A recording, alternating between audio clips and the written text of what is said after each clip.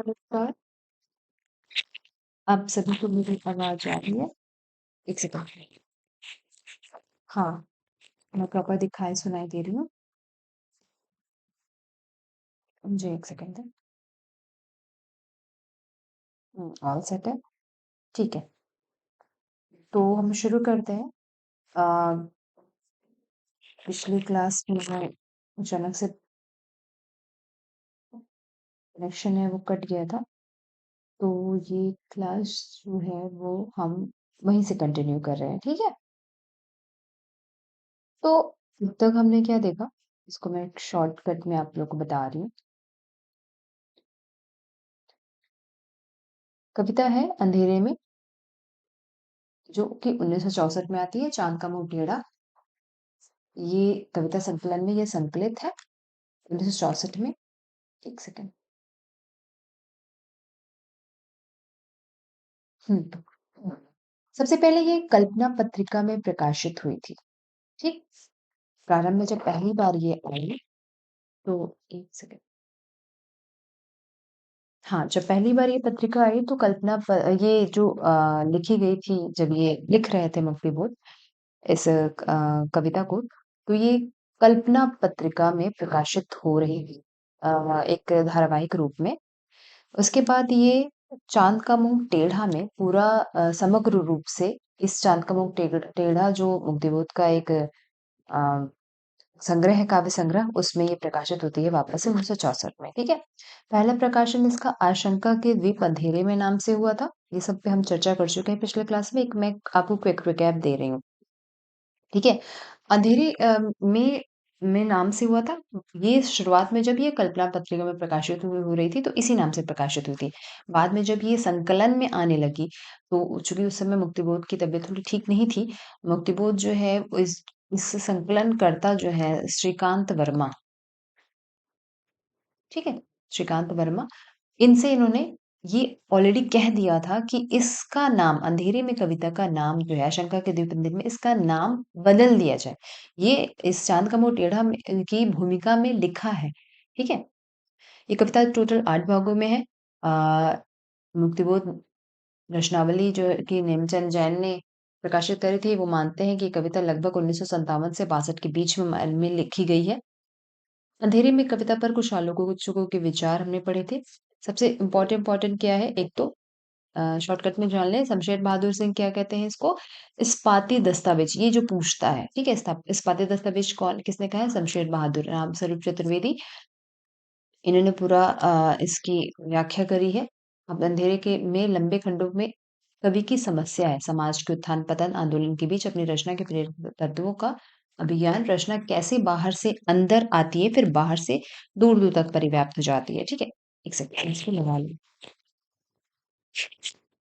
अब चीज़ें थोड़ी मुझे ऐसा लग रहा है कि आवाज़ में प्रॉब्लम ना आ रही है। आई होप अब नहीं आ रही होगी, ठीक?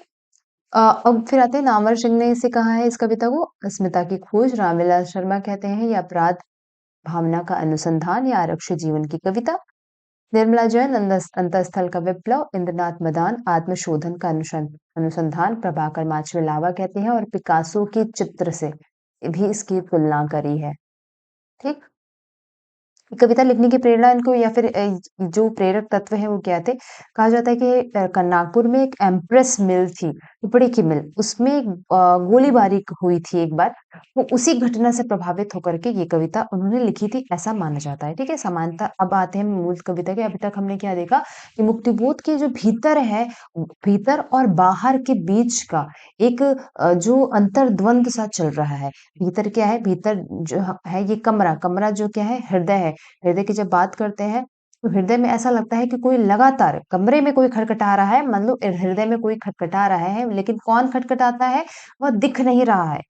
ऐसा लग रहा है कि एकदम अंदर तिलिस्मी खो मतलब भीतर तक एक अंदर बैठा हुआ है और गहन अंधकार में एक ध्वनि सा है। उसका अस्तित्व जो लेखक स्वयं है वो अस्तित्व नहीं जानता है, वो कौन है, कहाँ से आ रहा है, लेकिन उसके हृदय की धक धक बार बार वह पूछती है वह सुनाई तो दे रहा है जो उसके हृदय के बाहर से खटखटा रहा है, लेकिन कौन है दिखाई नहीं दे रहा है और वो इतनी ज़ोर-ज़ोर से खटखटाता है, ये जो पलस्तर हैं मतलब जब दीवार पे खटखटाते हैं ना, दीवार पे ही समझ लिए दीवार है, दीवार पे जब खटखटा बहुत ज़ोर-ज़ोर से आवाज़ हो रही है तो पलस्तर और चूने भरी रेत, ये पलस्तर चूने भरी रेत क्या है? हृदय की मलिन और विकृत भावनाएँ हैं, ये पपड़ियाँ हैं व रूढ़ियाँ और विकृत विचार। जब तेज़ से खटखटाता है वो हृदय की दीवारों को तो हृदय से ये सारी विकृतियाँ रूपी पलस्तर जो है मेरी पपड़ियाँ और सब खुद ब खुद गिर जाती है और जब वो गिर जाती है तो एक चेहरा-सा बन जाता है दीवाल पर, ठीक? चेहरा कैसा है? नुकीला नाक है, भव्य ललाट है, ये सारी ऐसी कृति जान पड़ रही है कि वह जो मनुष्य है, वो बहुत तेज है। भव्य ललाट मतलब तेजता के निशानी, नुकीली नाक, व्यक्तित्व जो उसका है वो काफ़ी शानदार है, तेजस्वी व्यक्तित्व है। वह एक बार ये पूछता है कि वह कौन है? क्या वह मनु है? रामविलास शर्मा इस मनु को अ, मनु महाराज जो है कि पहले जो मनुष्य रहे हैं, उनसे जोड़ते हैं कि क्या वह उसकी खोज है? एक दृश्य यहाँ पे खत्म होता है, दूसरा दृश्य शुरू होता है। दूसरे दृश्य में क्या है कि बाहर शहर पहाड़ी के उस पार एक तालाब में है। मतलब ये दूसरा दृश्य, ठीक है? यहाँ दृग दृश्य खत्म। अब यहाँ तालाब क्या है? यहाँ भी तालाब हृदय है। हृदय क्या है? दूर कहीं एक पहाड़ी है, मतलब एकदम सुनसान है जिसके तरफ आस-पास कोई हलचल नहीं हो रही है, ऐसा दिख रहा है सब दृश्य, सब और अंधेरा है। जब अंधेरे की मुक्ति बोध बात करते हैं, तो अंधेरा मतलब क्या है? अंधेरे को कई तरीके से लीजिए, अव्यवस्था का अंधेरा है, विकृतियों का अंधेरा है, परिवेश का अंधेरा है, ठीक है? जब अंधेरे की बात कर रहे हैं तो वह विकृतियों की बात कर रहे हैं, हताशा की बात कर रहे हैं, निराशा की बात कर रहे हैं, ठीक है? अब ये सब तरफ अंधेरा है और जल है, किसका? तालाब का जल, एकदम शांत है, निस्तब्ध है, एकदम। रु और उस जल में अचानक से एक शीशे में, सलील में, उस पानी के जल में अचानक ऐसे जैसे लग रहा है कोई श्वेत आकृति निकल कर के आती है। भई तालाब जो हृदय है उसके धरातल उसके तल से कोई श्वेत आकृति निकल के आ रही है। वो श्वेत तो है लेकिन कुहरीला, कुहरीला क्या? आवरण है। आवरण किसका है? अव्यवस्था को विकृतियों का ही आवरण है की वजह से वह एकदम दिखता तो नहीं है लेकिन वह श्वेत आकृति है। कुहरीले आवरण के बाद भी वो दिखाई पड़ रहा है। वह आकृति कैसी है? वो मुस्कुराती है और अपना पहचान बताती है। लेकिन फिर भी वह समझ नहीं पाते हैं कि वह कौन है। ठीक है?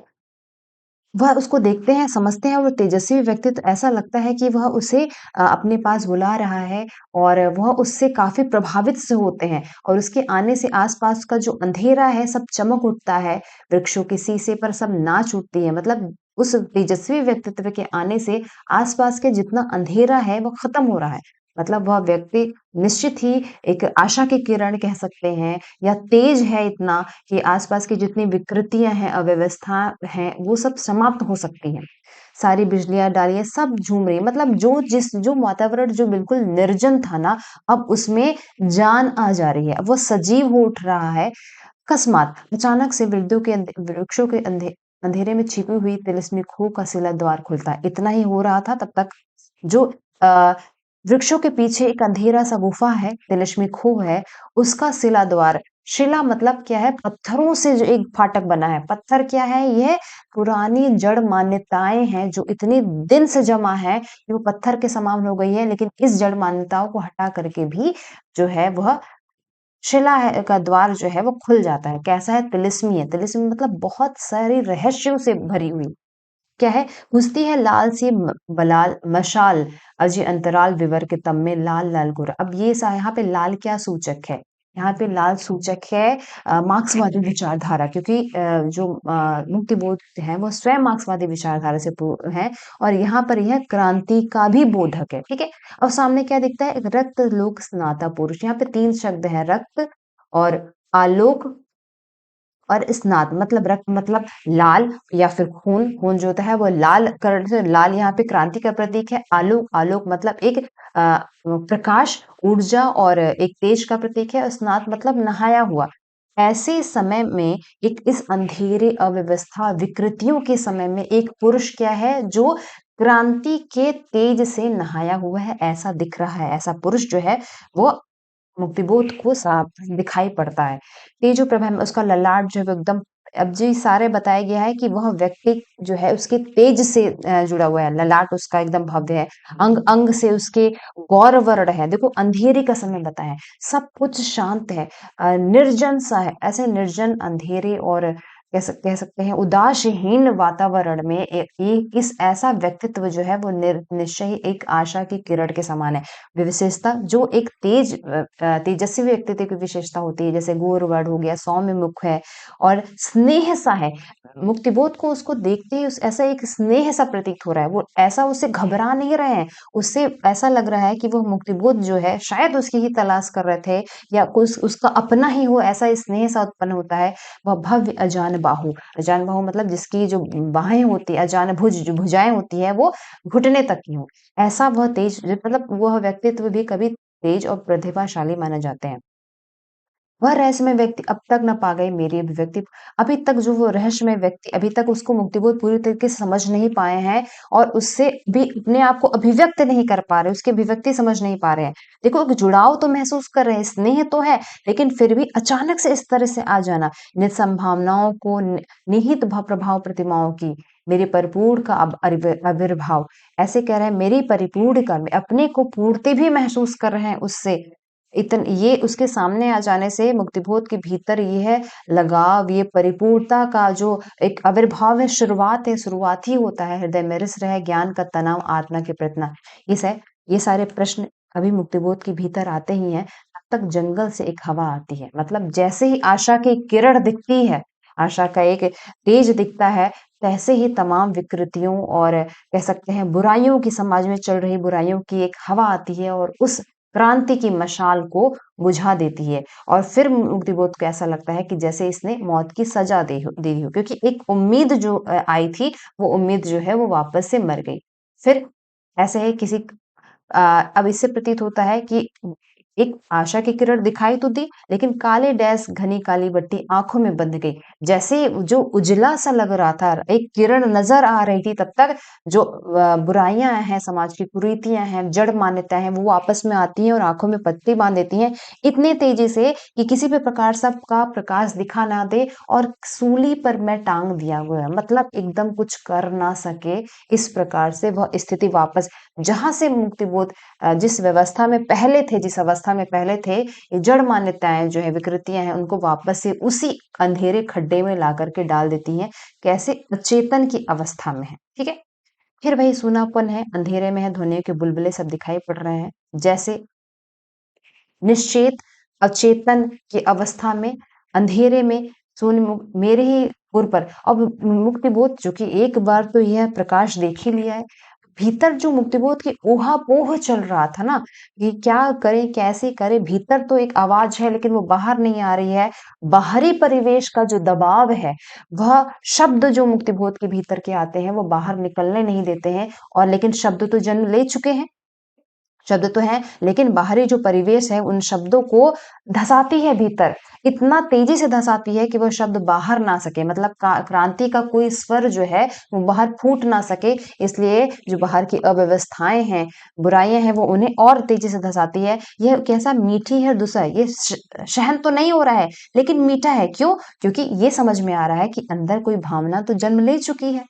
अब इतनी ये तब तक ये मुक्तिबोध के भीतर ये द्वंद चल ही रहा है, तब तक साकल बजती है। साकल मतलब जो दरवाजे पे कुंडी लगाई जाती है ना, उस पे लगता है कोई बज रहा है। ऐसा लगता है कि मानो कोई बाहर है, मुझे वह बार-बार बुला रहा है।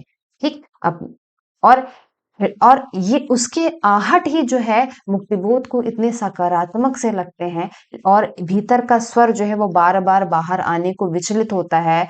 लेकिन सीधे-सीधे कहने को ऐसा लगता है कि तड़प जाए, लेकिन वह देखो एक स्थिति मुक्तिबोध की ऐसी भी है कि वह चाह तो रहे हैं करना, लेकिन मुक्तिबोध के भीतर का ही कोई अंधेरा है, मुक्तिबोध के भीतर की कोई जड़ मान्यताएँ हैं जो उसको बार-बार रोक रही है। लेकिन साकल जो है वो बार-बार बजती है, रह-रह करके बज रही है। फिर मुक्तिबोध ये सोचते हैं, भीतर उनका उनका स्थल ये सोचता है कि इतने अंधेरे में कोई कौन आ सकता है? क्योंकि घुप अंधेरा है, काले अंधेरा सुनसान अंधेरे में आखिर कौन आएगा? कौन जो है ये प्रतीक्षातुर है, कोहरे में घिरा हुआ, मतलब कोहरा ये कैसा है? ये एक आवरण है, ये घना जहाँ भी कोई चीज़ स्पष्ट नहीं हो रही है। अब यह कोहरा कैसा हो सकता है?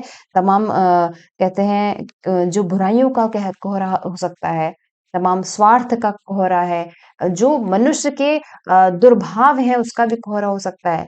लेकिन फिर भी द्युतिमुख वह प्रेम भरा चेहरा भोला-भाला, द्युतिमुख बिजली से चमकता हुआ वह चेहरा, इतने अंधेरे के बीच में भी वह चेहरा कोई जो बाहर खड़ा है, वह कहते हैं कि मैं पहचानता हूँ जो बाहर खड़ा है ये वही व्यक्ति है जो उस तिलिस्मी खो में मिला था, वही तेजस्वी व्यक्ति है जो मुझे खो में मिला था, जो अचानक से मशाल की क्रांति की मशाल बुझ जाने के बाद ही अचानक से चला गया है, लेकिन वह मुझे निश्चय ही खोज रहा है और वह हर जगह प्रकट हो जाता है।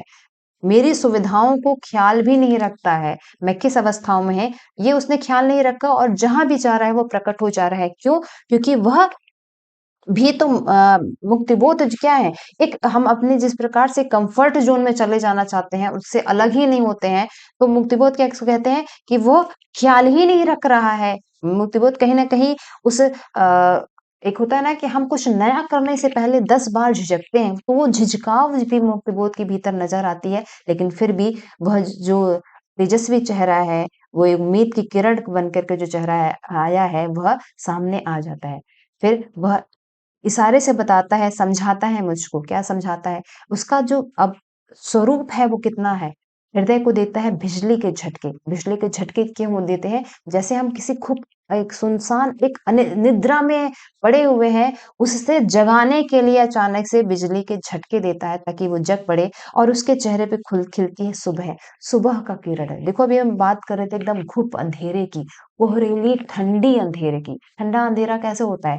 एकदम निष्क्रिय अंधेरा होता है, ठीक है? आप बाहर नहीं जाना चाहोगे। इस समय बाहर जाके बाहर का वातावरण देखो, ऐसा सुनसान एक-एक दूर-दूर तक एक भी व्यक्ति नज़र नज़र आए, पूरा वातावरण जो होता है वो एकदम निष्क्रिय सा होता है। ऐसे में एक सुबह की तरह उसका चेहरा आता है, गालों पर चट्टानी चमक है, चट्टानी चमक जैसे जो पठारों पे जो चमक होती है, वो कितनी तेज होती है, वैसे ही आँखों में किरणली शांति है। उसे देख कर करके मुक्तिबोध के भीतर जैसे स्नेह उपज रहा था वैसे भी फिर इस बार प्रेम स्नेह उपजता है। वो उसे ऐसा उसका हृदय होता है कि उसे जाकर के बाहों में कस ले। ऐसा लगता है कि कोई परम प्रिय है उसकी प्रतीक्षा होती है ना जब किसी की, तो हम जब उस चाल से वो हमारे सामने पड़ता है तो हम सोचते हैं कि उसे हम बाहों में कस लें और इतने ज़ोर से कस लें कि हम उसे कहीं जाने ना लें, हृदय में रख लें, उसको अपने में भीतर मिला लें। ठीक है? और छत-विछत में पड़ा हूँ, शक्ति ही नहीं है। लेकिन अब इधर हमने यहाँ देखा कि किस तरीके से जो वो बुरी शक्तियाँ आसुरी शक्तियाँ हैं जो जड़ मान्यताएँ हैं, जो समाज की कुरीतियाँ हैं, वो किस तरीके से मुक्तिबोध को कमरे में बाँध करके उन्होंने रखा हुआ है। इस तरह मुक्तिबोध जो है वो घायल है। घायल होने के बावजूद मुक्तिबोध के भीतर ये आता है। फिर कहते हैं शक्ति ही नहीं है कि मैं उठ सकूँ। वही कम्फर्ट ज़ोन वाला कि वो चाहते ही नहीं कि वो उससे अलग हो सके। ठीक है? कोशिश ही नहीं करना चाहते हैं। इसलिए वह टालते हैं उस प्रे को, कतराते हैं, डरता हूँ इससे। एक प्रकार से वह चाह तो रहे हैं उठने, लेकिन वह कतरा रहे हैं, सोचते हैं कि अगर मैं उठ के चला गया और मिल गया उससे, तो वह व्यक्ति क्या है? जो सामने तेजस्वी व्यक्तित्व है, वो कैसा है? वो तो कर्मठ है, वो चलने वाला है, व्यवस्था के विरोध में शायद लड़ने वाला व्यक्ति है। तो मुक्तिबोध आदी हो चुके हैं उस व्यवस्थाओं की। मुक्तिबोध एक प्रतीक है समाज के, वह समाज जिसने बाहरी व्यवस्थाओं को, व्यवस्था क्या अव्यवस्था को एज़ इट इज़ स्वीकार कर लिया है। मुक्तिबोध का हृदय भी जो है, मुक्तिबोध के भीतर की जो ज्ञान है, बुद्धि जो है, कहीं न कहीं उस व्यवस्था को स्वीकार कर ली है। तो उस व्यवस्था को स्वीकार करने के बाद एक कम्फर्ट ज़ोन आ गया है कि हम क्यों लड़े? इसलिए मुक्तिबोध डरते भी हैं। क्यों? क्योंकि वो कहीं दूर उससे ऊँचे शिखर पे ना बैठा दे और और उसके बाद सोचनीय स्थिति में छोड़ देता है मुझको और वह इस तरीके से उसका ही अपना ही जो अंतर्मन है मुक्तिबोध को इस स्थिति में सोचनीय क्योंकि मुक्तिबोध का हृदय दोनों तरफ जा रहा है। ये भीतर की अंतर्मन की जो लड़ाई जो है वो चल रही है। फिर वह क्या करेगा उत शिखर पे लेकर चला जाएगा और कहेगा एक पर्वत पार करो। कैसा पर्वत? रस्सी के पुल सा है, उस पे रस्सी बंधी है मतलब यह स्पष्ट होता है कि यह जो मार्ग है, जो अच्छाई और सद् का मार्ग है जिसका संदेश लेकर वह तेजस्वी व्यक्तित्व आया है, उस पर चलना आसान तो नहीं होगा। यह सारे विचार जो है मुक्तिबोध के भीतर भी चल ही रहे हैं। तब तक कहते हैं मुक्तिबोध स्वयं कहते हैं मुझे नहीं चाहिए ऐसा शिखर। क्यों? कर्मण्यता कहीं न कहीं भीतर तो है। और फिर कहते हैं बजने दो शाकल धीरे-धीरे, बजेगा और उसके बाद चला जाएगा और उसके बाद मैं अपनी यथास्थिति में पड़ा रहूँगा, अपनी पीड़ाओं को समेटे वह भीतर पड़े रहना चाहते हैं, ठीक है? वह जानते हैं कि वह लड़ेंगे तो पीड़ाएँ खत्म होगी, लेकिन लड़ना ही नहीं चाहते हैं क्योंकि अकर्मण्यता भीतर तो आ ही चुकी है। फिर अब दिमाग में जो ये ऊहा-पोह की स्थिति चल रही है, फिर कहते हैं कि क्या करूँ मैं मुझे बताओ। खुद से वे विचरण कर रहे हैं कि क्या मुझे करना चाहिए? क्या मुझे यथास्थिति में पड़े रहना चाहिए या खड़े होना चाहिए, जाना चाहिए? इस अंधियारे में मुझे द्युति-सा, इस जो एकदम अंधियारा है इसमें बिजली के चमक-सा, एक उजाले की एक किरण तो दी गई है, जो भविष्य का नछा नहीं नक्शा है, नक्शा दिया हुआ है। अभी तक तो इतना अंधियारा है, इतना तम है कि कहीं कुछ दिखा ही नहीं रहा है। और ऐसे में यह जो पुरुष है, वह एक भविष्य का भी नक्शा लेकर के आया है। दूसरा मन मुक्तिबोध का तुरंत कहता है कि उसे उसे मुझे छोड़ना नहीं चाहिए, मुझे उसे लेना होगा। अभी क्या कहे थे कि जाने दो उसको, बजने दो साकल मतलब दरवाज़ा खटखटाने दो, मैं उसे नहीं जाकर के खोलूँगा, मैं पड़ा रहूँगा अपना पीड़ा में। तुरंत ये कहते हैं यहाँ पर दृष्टि बदल जाती है और कहते हैं कि मैं उसे छोड़ नहीं सकता। क्यों? क्योंकि वही अंतर्द्वंद जो है भीतर का चल रहा है, एक मन जो है वो कहता है कि कर लो, दूसरा मन कहता है ना करो। क्योंकि मनुष्य की ये मुक्तिबोध के मस्तिष्क के भीतर ही पूरी लड़ाई चल रही है। लेकिन आखिरकार मन जीतता है, सद्मन जो है वो जीतता है और कमज़ोर घुटनों को बार-बार मसल करके वह कोशिश करते हैं। देखो ये स्थिति दिखाई गई है कि वो कितनी पीड़ा में है।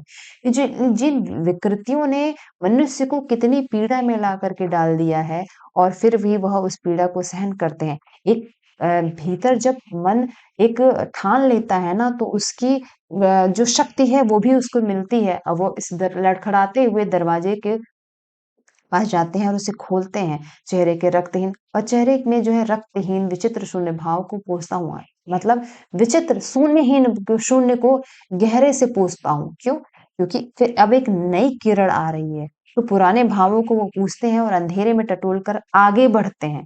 देखो सब दृश्य जो है वो कुछ भी अभी मुक्तिबोध के सामने कुछ भी स्पष्ट नहीं होता है, लेकिन भीतर एक उजाला आ चुका है और उसी को बढ़ाते हैं और जैसे-जैसे वो बढ़ते हैं, एक फैलाव महसूस हो रहा है।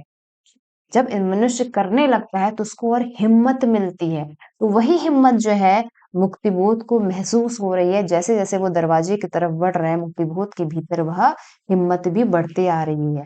साथ में देखो भावनाएँ चल रही है, दिल तड़प रहा है, अंधेरे का अंदाज़ तथ्य में सुगंधि सी लग रही है, केवल शक्ति स्पर्श की कह रही और साथ में आत्मा में भीषण जो है वह संवेदना चल रही है। आगे बढ़ते हैं, बार-बार आगे बढ़ रहे हैं, लेकिन एक मन जो है वो कहीं न कहीं वह हिचकिचाहट के साथ बढ़ रहे हैं, ठीक? अभी भी वो क्योंकि मुक्तिबोध जो है अभी परिचित हुए हैं ना, उस सत्य से जो शायद मुक्तिबोध के भीतर ही है, उससे उनका पहला परिचय हुआ है। अभी जो है वह दृढ़ नहीं है, अभी लड़खड़ाहट है, फिर भी संभल-संभल के बात चढ़ते हैं और कैसी है द्वार टटोलता है, जंग खाई जमी हुई जबरन सिटकनी को जंग खाई क्यों है? जंग उस स्थिति में होता है जब आप कभी किसी चीज़ को जब वो एकदम बुरी अवस्था में हो जाए, उसको हिला-डुला नहीं रहे हैं, वो पड़ी हुई है और अब खत्म होती जा रही है। तो मनुष्य के जो भीतर जो विश्वास है ना, वह क्या है वह उसका प्रयोग ही नहीं किया, वह तब से पड़ी हुई है और कहीं न कहीं जंग खाई हुई है। लेकिन फिर भी वह उसको ज़ोर लगा कर के खोलते हैं और बाहर झाँकते हैं। बाहर झाँकते हैं तो क्या कहते हैं सब जगह सूनी राह है और सर्द अंधेरा है, ठीक है? ठंडियों का अंधेरा, ठंडा अंधेरा है, जहाँ पे वही कि कोई कुछ नहीं नज़र जा रहा है, एकदम निष्क्रियता है बाहर की ओर और आँखों से तारे देखते हैं, उदास तारे, तारे भी देखो प्रकृति भी क्या है, प्रकृति जो है वो मनुष्य के कर्तव्यों के साथ ही उसकी दशा बदलती है। कहीं पूरा वातावरण में वह दिखा रहे हैं मतलब स्पष्ट इस पंक्तियों से होता है कि वातावरण में पूरा अंधेरा फैला हुआ है। दूर-दूर तक निराशा है और प्रकृति में भी बिल्कुल एक हताशा और निराशा है और कहते हैं अंधियारा पीपल पहरा दे रहा है। पीपल यहाँ पर क्या है? पीपल यहाँ पर उन बुरी आचरणों को, बुराइयों का कह सकते हैं, समाज में जो व्याप्त बुराइयाँ हैं, उसका पहरा दे रहा है कि कहीं कोई क्रांति की चेतना लेकर के आगे ना बढ़ जाए। ठीक है? और साथ में क्या है, कुत्तों की अलग ध्वनि, सियारों की ध्वनि, मतलब ये क्या है, कुत्तों की ध्वनि, सियारों की ध्वनि और गूंज रही है। मतलब समाज में अलग-अलग तरह की जो विचार हैं, अलग-अलग तरह के दुर्विचार हैं, कुविचार हैं, स्वार्थ रहित विचार जो हैं, वह ध्वनियाँ ही वही गूंज रही हैं दूर-दूर से। रात के गुप्त अंधेरे में वह विकृत ध्वनियाँ ही जो हैं, वह गूँज रही हैं और देखते क्या है, बाहर कोई नहीं है। मतलब अभी तो वह जो तेजस्वी पुरुष जो था वही तो खटखटा रहा था, लेकिन देखते हैं कोई नहीं है। अचानक से रात का एक पक्षी निश्चय ही यह एक आशा की किरण कह सकते हैं या आशा का संदेश लेकर के आया हुआ कोई पक्षी है, कोई एक उम्मीद की किरण के समान के है। वह क्या बोलते हैं, वो उसको संदेश देते हैं किसका? वह चला गया है। क्यों? वह बहुत देर तक प्रतीक्षा किया और उसके बाद वह चला गया, वह निकल गया है कहीं दूर। अब तुम खोज करो, क्योंकि वो उस तेज की, उस तेजस्विता की, उस क्रांति की किरण की सभी को ज़रूरत है। वह थोड़ी देर तुम्हारे पास खड़ा रहा और जब तुमने दरवाज़ा नहीं खोला, तो वह आगे बढ़ गया किसी और गाँव और शहर में। हर जगह जो इस प्रकार की विभत्स कुरीतियाँ फैली हुई हैं, उस फिर वह किसी और को खोजेगा। लेकिन अब वो तो अभी तक तुम्हारे पास आया था, लेकिन अब तो तुम खोले नहीं दरवाज़ा, मतलब अपने मन को का जो द्वार है, तुमने नई उम्मीदों, नई क्रांतियों के लिए नहीं खोला और अब तुम ठिठक करके आए हो, तो अब तुम उसको खोजो। तुम उसको शोध करो, तुम उसको खोजो और वह तेरी पूर्णतम परम अभिव्यक्ति, अब वह तुम्हारी अभिव्यक्ति को पूर्ण करेगा, जो भीतर जो इच्छा है, और तुम उसके शिष्य बनोगे। ठीक है? उस मतलब अब तुमको सीखना होगा उसको। देखो, कभी गुरु शिष्य के पास नहीं जाता है, शिष्य ही गुरु के पास जाता है। अभी तक तो वह अपने एक संदेश लेकर के आया था, संदेश को तुम समझे नहीं, अब तुम क्या करोगे, वह उसके अब उसके पीछे जाओ और अब तुम्हें तुम्हारी आवश्यकताएँ समझ में आ गई हैं। अब जब तुमको तुम्हारी आवश्यकताएँ समझ में आ गई हैं, तो तुम्हें ही गुरु के पीछे जाना पड़ेगा। अभी तक वो ये नहीं समझ पा रहे थे, मुक्तिबोध के भीतर का द्वंद कहता है कि ये स्वप्न में चल रहा है। मतलब यह क्रांति पुरुष जो है, वो स्वप्न में है या जागृत है। दिया जल रहा है। देखो, इस अंधेरे में अभी तक जहाँ कुछ नहीं था, घुप अंधेरा था, एक दिया जल रहा है। मतलब दिया छोटी-सी, एक आशा की एक छोटी-सी किरण जो है वो लौ चल चुकी है, जिसका पीला प्रकाश जो है, अभी तक तो क्या था, हम देख रहे थे कालापन ही था, पूरे माहौल में कालापन था। ठीक है? अब क्या हुआ, एक पीलापन आया, एक ज्योति प्रकाश हुई है और इससे क्या हुआ, जिससे आस-पास के सभी चित्र जो हैं वह क्लियर हो रहे हैं। जब मनुष्य जो है वो थोड़े से उसको ज्ञान प्राप्त होता है, तो उसको समझ में आता है कि क्या सही और गलत की इस तरह के सारे जो दृश्य हैं आस-पास जो हैं वह क्लियर हो रहे हैं और अब वो कहते हैं कि दूर-दूर निर्जीव सा है, लेकिन अब एक और दृश्य आता है, कहते हैं ये सिविल लाइन्स है। सिविल लाइन्स मतलब बड़े लोग जहाँ रहते हैं, बड़े लोगों का घर है वो जहाँ होता है, जहाँ प्रबुद्ध लोग होते हैं, शायद बुद्धिजीवी लोग रहते हों, ऐसी ही जगह जो है मुक्तिबोध जो है वो रहते हैं। और कैसे है, मैं अपने कमरे में पड़ा हुआ हूँ, एकदम पड़े हुए हैं, क्यों? क्योंकि व्यवस्था की मार और विकृति की मार से पड़े हुए हैं, लेकिन आँखें खुली हुई हैं। आँखें खुली ही क्यों होती हैं? जब प्रतीक्षा रहती है लगातार कि कोई आएगा, मुक्तिबोध को भी प्रतीक्षा है, उस एक उम्मीद सी है, लेकिन फिर भी पिटे गए बालक सब है रोए, जैसे ऐसा बालक जिसको जबरदस्ती बैठा दिया गया हो मारपीट करके, उसे उसके कार्य ना किया जा रहा हो, ऐसी और साथ में स्लेट पट्टी पर खींची गई भूत जैसी आकृति, अपने आप को वह निहार रहे हैं और वो बता रहे हैं कि मुक्तिबोध के भीतर भी जो है ना, वो मुक्तिबोध के भीतर का जो शोक है, मुक्तिबोध के बाहर भी नज़र आ रहा है। रात के रात के 2 हैं दूर हो रात के 2 हैं, दूर हो जंगल शियार आस-पास गुजरती है। अब देखो, आस-पास का वातावरण का वह ज़िक्र कर रहे हैं। अंधेरा जो है वो वापस है, क्योंकि जो क्रांति पुरुष है वो तो चला गया। एक संदेश दे करके मुक्तिबोध जो है वो वापस आ जाते हैं, अपने कमरे में लेटे पड़े हैं और फिर से समय का पड़ताल कर रहे हैं। लेकिन मुक्तिबोध के भीतर वो क्रांति पुरुष जो है, एक छोटी-सी कहीं चिंगारी तो जो लगा कर गया है, जो मुक्तिबोध को बार-बार अपने परिवेश का पड़ताल करने के लिए प्रेरित करती है और वह करते हैं, कहते हैं कि रेलगाड़ी दूर कहीं। अब यहाँ रेलगाड़ी क्या है? रेलगाड़ी आधुनिक सुख-सुविधा या आधुनिक यांत्रिकता का भी एक प्रतीक है, ठीक है? अब कह रहे हैं, ऐसा लग रहा है कोई अप्रिय घटना ना हो जाए। कौन-सी अप्रिय घटना? कहते हैं रेल एक्सीडेंट ना हो जाए। चिंता के गणित आसमानी पट्टी पर चमकते हैं। मतलब यह रेल एक्सीडेंट क्या है? किसी एक प्रकार का अप्रिय घटना। आधुनिकता के परिवेश में जिस तरह का मनुष्य होता जा रहा है, उस तरह से इस तरह के अप्रिय घटना जो है वो होते रह सकते हैं। समय जिस किस तरह चल रहा है, इस प्रकार से अचानक से उन्हें याद आते हैं हाय टॉलस्टॉय, कैसे मुझे दिखते हो सितारों के बीच रुकते हुए पृथ्वी को देखते। टॉलस्टॉय क्या है? टॉलस्टॉय जब ये समय चल रहा था ना, तो टॉलस्टॉय खड़े थे एक पक्ष की ओर और वह युद्ध और शांति, वॉर एंड पीस उन्होंने लिखी है, ठीक? और उसमें कई मुद्दों पर उन्होंने बेबाकी से बोला है, विरोध किया है समय का अपने, और युद्ध और की विसंगतियों और शांति की आवश्यकता पर भी उन्होंने बात किया है। लेकिन क्या है? क्या वो रह गया है? मुक्तिबोध अब उनको याद करके ऐसा लगता है कि वर्तमान समय में कुछ नहीं है, तो एक उनको याद करते हैं, कहते हैं कैसे मुझे दिख गए। इस परिस्थिति में अचानक से उनको टॉलस्टॉय की याद आती है, क्योंकि पूरी परिस्थिति भी वैसी ऊहा-पोह हो रही है। मुक्तिबोध के भीतर भी शायद वही अंतर्द्वंद चल रहा है, जो टॉलस्टॉय के समय चल रहा होगा। उन्हें याद करके उनकी स्थिति के साथ वह संवेदना है जो ज़्यादा बंधती है। फिर कहते हैं टॉलस्टॉय, टॉलस्टॉय कोई वही आदमी है, कोई वह आदमी है, और मेरे भीतर का आखिरी छोर जो है, जो मेरे अनलिखे मेरे उपन्यास का केंद्रीय संवेदना है, वही संवेदना जो मुक्तिबोध के भीतर है, वो उनसे जुड़ रही है, इसलिए वो उनको बार-बार याद करते हैं, और जो याद कर रहे हैं, वो बड़ी पीड़ा से याद कर रहे हैं, ठीक? जैसे हम जब हम बहुत पीड़ा में होता है ना, किसी ऐसे अपने को याद करते हैं, जिससे हमारी तकलीफ जो है, वो बंधी हुई-सी हो।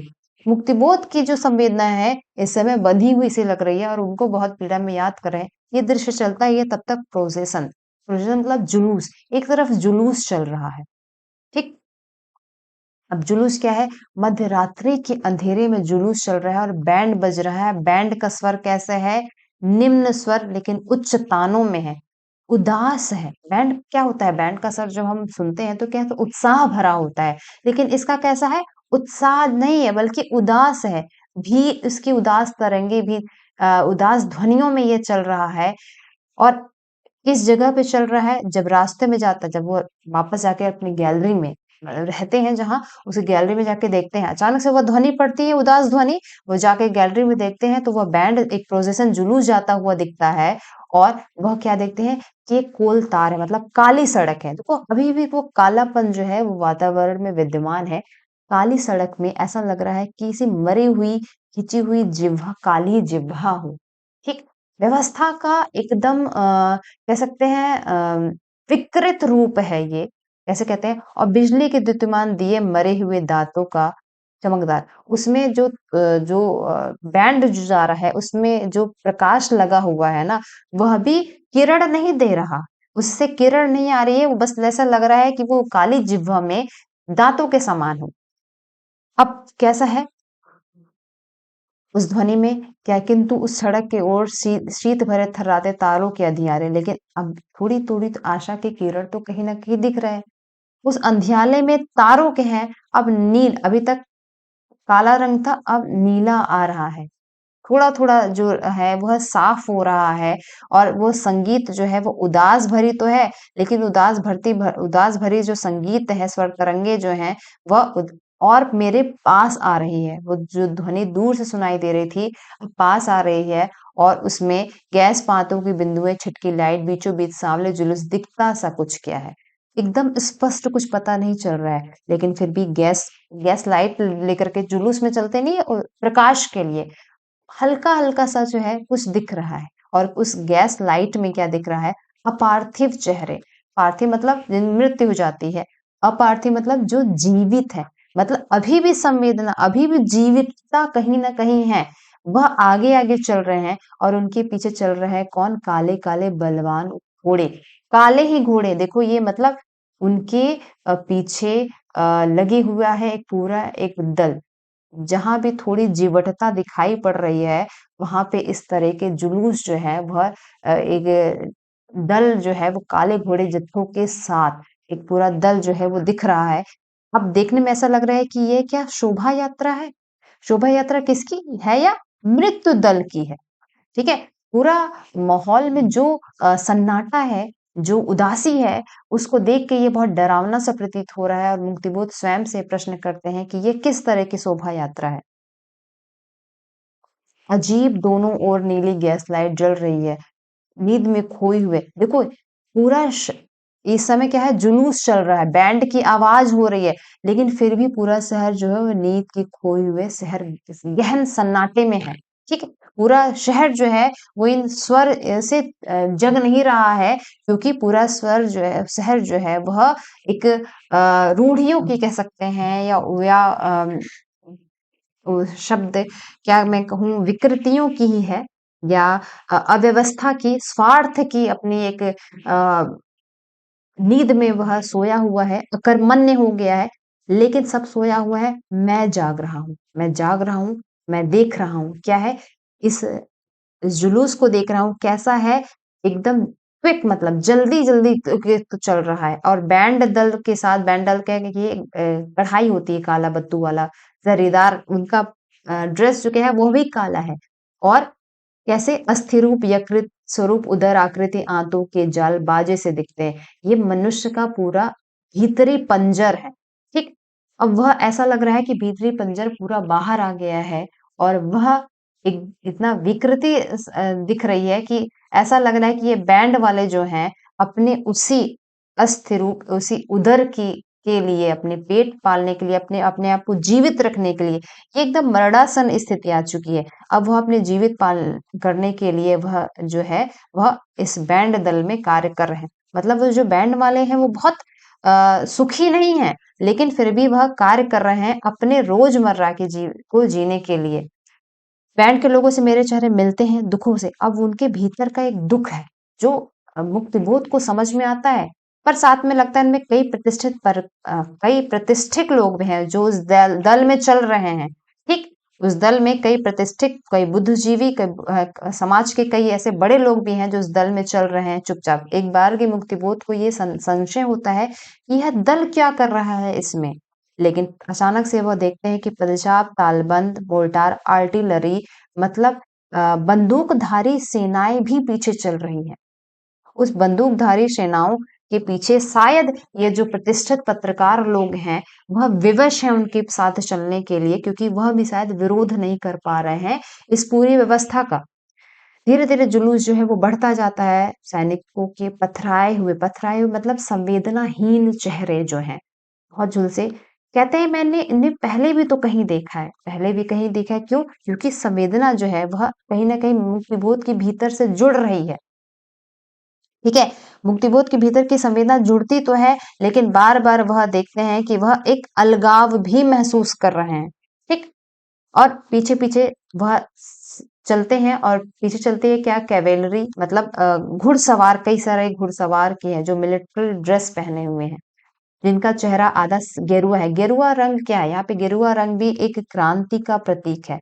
अब देखो ये क्या है तो घुड़सवार काले भेष में है, लेकिन गेरुआ रंग इस प्रकार है कि वह जो व्यक्ति है, जो कार्य कर रहा है, जो इस प्रोसेशन में भाग ले रहा है, वह व्यक्ति इच्छा से नहीं होगा।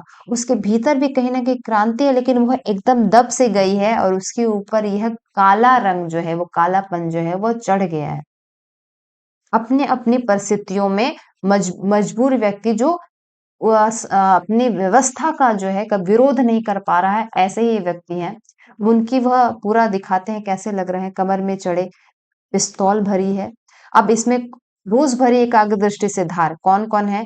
कर्नल, ब्रिगेडियर, जनरल, मार्शल कई सेनापति ऐसे हैं, जो मेरे जाने-पहचाने से लगते हैं। उनके चित्र जो है हमेशा समाचार पत्रों में पढ़ते थे। मतलब मुक्तिबोध जो उनको देखते हैं और उनको उम्मीद नहीं होती है कि ये सारे लोग भी उसी समाज की उसी धारा में बह रहे होंगे। उसी कह सकते हैं कि कुव्यवस्था की धारा में वो बह रहे होंगे, लेकिन वहाँ पे हैं और कौन है? कविगण हैं, उद्योगपति हैं, समाज के सभी बुद्धिजीवी वर्ग जो है वो उसमें है। और यहाँ तक कि एक कुख्यात, मतलब क्या दिखा रहा है, एक प्रकार से समाज के बुद्धिजीवी वर्ग और एक कुख्यात हत्यारा सभी एक लेन में, सभी एक ही रास्ते पे चल रहे हैं। और यह तो बलबन है, मतलब निरंकुशता का जो शासन है वो चल रहा है पूरी तरीके से। आगे कहते हैं, हाय ये दिखते भूत का है पीठ का। अब जो दृश्य है वो पूरा कितना एक डरावना विभत्स सा दृश्य पूरा सब एक साथ प्रतीत हो रहा है। इनके छिपे हुए उद्देश्य निखर निखर है। इन ये जो जिस उद्देश्य, जिस बुरे उद्देश्य के साथ चल रहे हैं, यह मुक्तिबोध को धीरे धीरे समझ में आ रहा है। फिर वह बोलते हैं कि ये क्या, ये शोभा यात्रा है? दिखने में तो प्रतीत ऐसी लग रही है कि किसी प्रकार की शोभा यात्रा चल रही हो, पर दरअसल क्योंकि यह एक मृत दल की तरह चल रही है, इसी प्रकार शांत है, तो इसलिए मुक्तिबोध बार बार वो प्रयास करते हैं, क्योंकि मुक्तिबोध के भीतर एक चेतना का जागरण तो हो ही चुका है। अच्छा, और मुक्तिबोध को वहां देखते हैं, इतने में प्रोसेसन में से मेरी और कुछ और आंखें बढ़ी। देखो पूरा शहर तो एक सन्नाटे में, एक स्वार्थ के सन्नाटे में पूरा शहर सोया हुआ है, कोई जग नहीं रहा है, अकेले मुक्तिबोध जग रहे हैं, मुक्तिबोध देख रहे हैं। जब मुक्तिबोध उनको ध्यान से देख रहे हैं तो वो सोचते हैं कि कोई तो है। जब व्यवस्था जो है सब सर झुका इस व्यवस्था में लगे हुए हैं, ऐसे में कोई एक अगर आंख उठाने की कोशिश करता है तो क्या होता है, वह व्यवस्था में मारा जाता है। कहते हैं, अचानक से बोलते हैं कि उसे मारो, किसे, मुक्तिबोध को मारो, और उसको पकड़ो और उसे मार दो, खत्म कर दो। मतलब कोई एक भी स्वर जो है वह अपनी उस जमी जमाई कुव्यवस्था में उठने नहीं देना चाहते हैं। मुक्तिबोध जो वहां से गैलरी से भागते हैं पसीने से सराबोर, अचानक से उनको समझ में आता है कि वह एक स्वप्न था, भीतर चल रहा था ये सब मुक्तिबोध के अचानक से, और एकाएक स्वप्न टूट गया, छिन्न भिन्न हो गया सब कुछ। लेकिन फिर भी जो चल रहे रहने आसपास के अंधेरे चेहरे में उन्हें सब वापस से वह दिखाई सा पड़ता है। कहते हैं कि ये तो रात के अंधेरे में चल रहा जो दृश्य है, वह तो दिन में भी मुझे दिखाई पड़ता है। ये केवल रात का दृश्य नहीं है, रात में तो एक शोभा यात्रा या मृत दल जैसी प्रतीत हो रही है, दिन में भी यही होता है। दफ्तरों, कार्यालयों और केंद्रों और घरों में सब जो है वो उसी एक यात्रा में चले जा रहे हैं। कोई भी विरोध नहीं कर रहा है, उसी जमे जमाए ढर्रे पे सभी चले जा रहे हैं। और मुक्तिबोध उन्हें समझ लेते हैं और कहते हैं कि मैंने तो उन्हें देख लिया, मतलब व्यवस्था बुरी है, उसको मैंने देख लिया। और मुक्तिबोध को लगता है कि अब मैंने चूंकि देख लिया है, और तो अब मुझे इसकी सजा भी मिलेगी। क्यों? क्योंकि व्यवस्था तो यही चाहती है ना कि कोई भी व्यक्ति जो है वो उस कुव्यवस्था के अगेंस्ट खड़े होकर के बोलने वाला ना हो। अगर कोई व्यक्ति खड़ा होगा तो वो उसको मार देगा, इसलिए उनको वो मुक्तिबोध को लगता है कि क्या है, अब वह उसे मुझे सजा मिलेगी इसकी, क्योंकि मैंने उनको देख लिया है। ठीक है। फिर अकस्मात उनका हृदय जो धड़कता है, उदास मटमैला मनरूप वल्मीक, वल्मीक मतलब उसको कहते हैं दीमक, दीमक जो चाल देता है, मतलब हर चीज जो है चाल करके उसने जो उसकी सारी जड़ जड़ कर दिया है सब व्यवस्था को। ऐसा ही मुक्तिबोध जो है वो समझ रहे हैं, और दिल उनका जो है थोड़ा थोड़ा अभी भी क्रिया कर रहा है। ठीक, अचानक फिर वो जाते हैं वापस अपने कमरे में, लेटे हुए हैं, वही स्थिति बुरी, जो काली लीकें हायफन बाहर निकली, अंदर घुस पड़ी, एक बिखराव, एक परिवेश का बिखराव जो है, परिवेश की अशांति है, वो मुक्तिबोध के आसपास जो है वह नजर आती है। वो छत को देखते हैं और अपने बार बार अपने भीतर को दबोचते हैं। अचानक से कहते हैं कि नल में पानी भर आ गया, पर यह नल में पानी भराने से एक तंद्रा तो जो है वो मोतिबोध की पूर्ति तो है, लेकिन वह ये समझते हैं कि यह तो रोज का कार्य है। वह ऐसा नहीं है कि इससे कोई नई क्रांति या ऊर्जा आई हो। एकाएक अचानक से उनको ध्यान आता है कि क्या ध्यान आता है, अखबारी दुनिया का फैलाव, फसाव, घिराव, तनाव सब हो रहे, सब जगह वही सब दिख रहा है। अखबारी दुनिया, अखबार क्या होती है, लोगों में क्रांति और लोगों को सच दिखाने के लिए होती है, लेकिन कहते हैं कि अखबार में भी तो वही दिख रहा है। अखबार जो कि सत्य का प्रतीक है, सब वही, उसी में वही घिरा तनाव सब और है जो, और क्या है, सेना ने घेर ली है सड़कें, सब चीज को जब्त कर दिया गया है। ठीक है, पूरे तरफ ऐसा कर्फ्यू जैसा माहौल बना दिया गया है, मार्शल लॉ लगा दिया गया है कि ऐसा कर्फ्यू जैसा माहौल, ताकि कोई व्यक्ति जो है वो व्यवस्था के विरोध में, उस कुव्यवस्था के विरोध में खड़ा ना हो जाए। ये कहीं ना कहीं उन व्यवस्थाकारियों को, उस कुव्यवस्था को, उन विकृत भरी सत्ताओं को ये डर भी है। ऐसे में सब भाग रहे हैं, जो जरा भी है वो वहां से भाग रहा है और खुद भी कहते हैं मैं भी दम छोड़ करके भाग रहा हूँ, निकल रहा हूँ और क्या जाता हूँ, चौराहे से दूर दिखता हूँ। वहां शायद कोई सैनिक पहरेदार नहीं है। चौराहा कैसा है ये विचारों का चौराहा है, जहाँ कई विचार एक साथ मिलेंगे। मुक्तिबोध को लगता है वहां पे कोई रोकने टोकने वाला नहीं होगा। जब कई विचार एक साथ मिलेंगे, अपने विचार को हो सकता है अभिव्यक्त करने की आजादी भी मिले। और सामने क्या दिखता है, इसी भागम भाग में जब वो छोड़ के भागते हैं और भागम भाग में अचानक से एक बरगद, अंधकार स्तूप सा बरगद दिखता है, भयंकर बड़ा बरगद। कैसा बरगद है, सभी उपेक्षितों, समस्त वंचितों, गरीबों का घर जैसे वही है।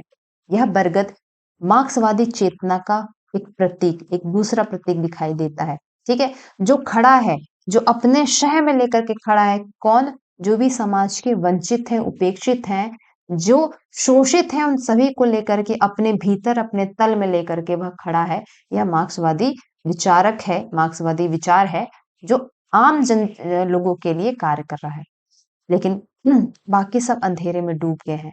डालो मिलट के मटमैले चिथड़े यह प्रतीक बता रहे हैं कि वह कितने दीनहीन है, कितने जो कह सकते हैं, सुविधा ये छोड़ो, आधारभूत आवश्यकता से भी अ, जो है गए गुजरे हैं। इस तरह के लोगों को लेकर के वह मार्क्सवादी चेतना के साथ जो बरगद है वो खड़ा है।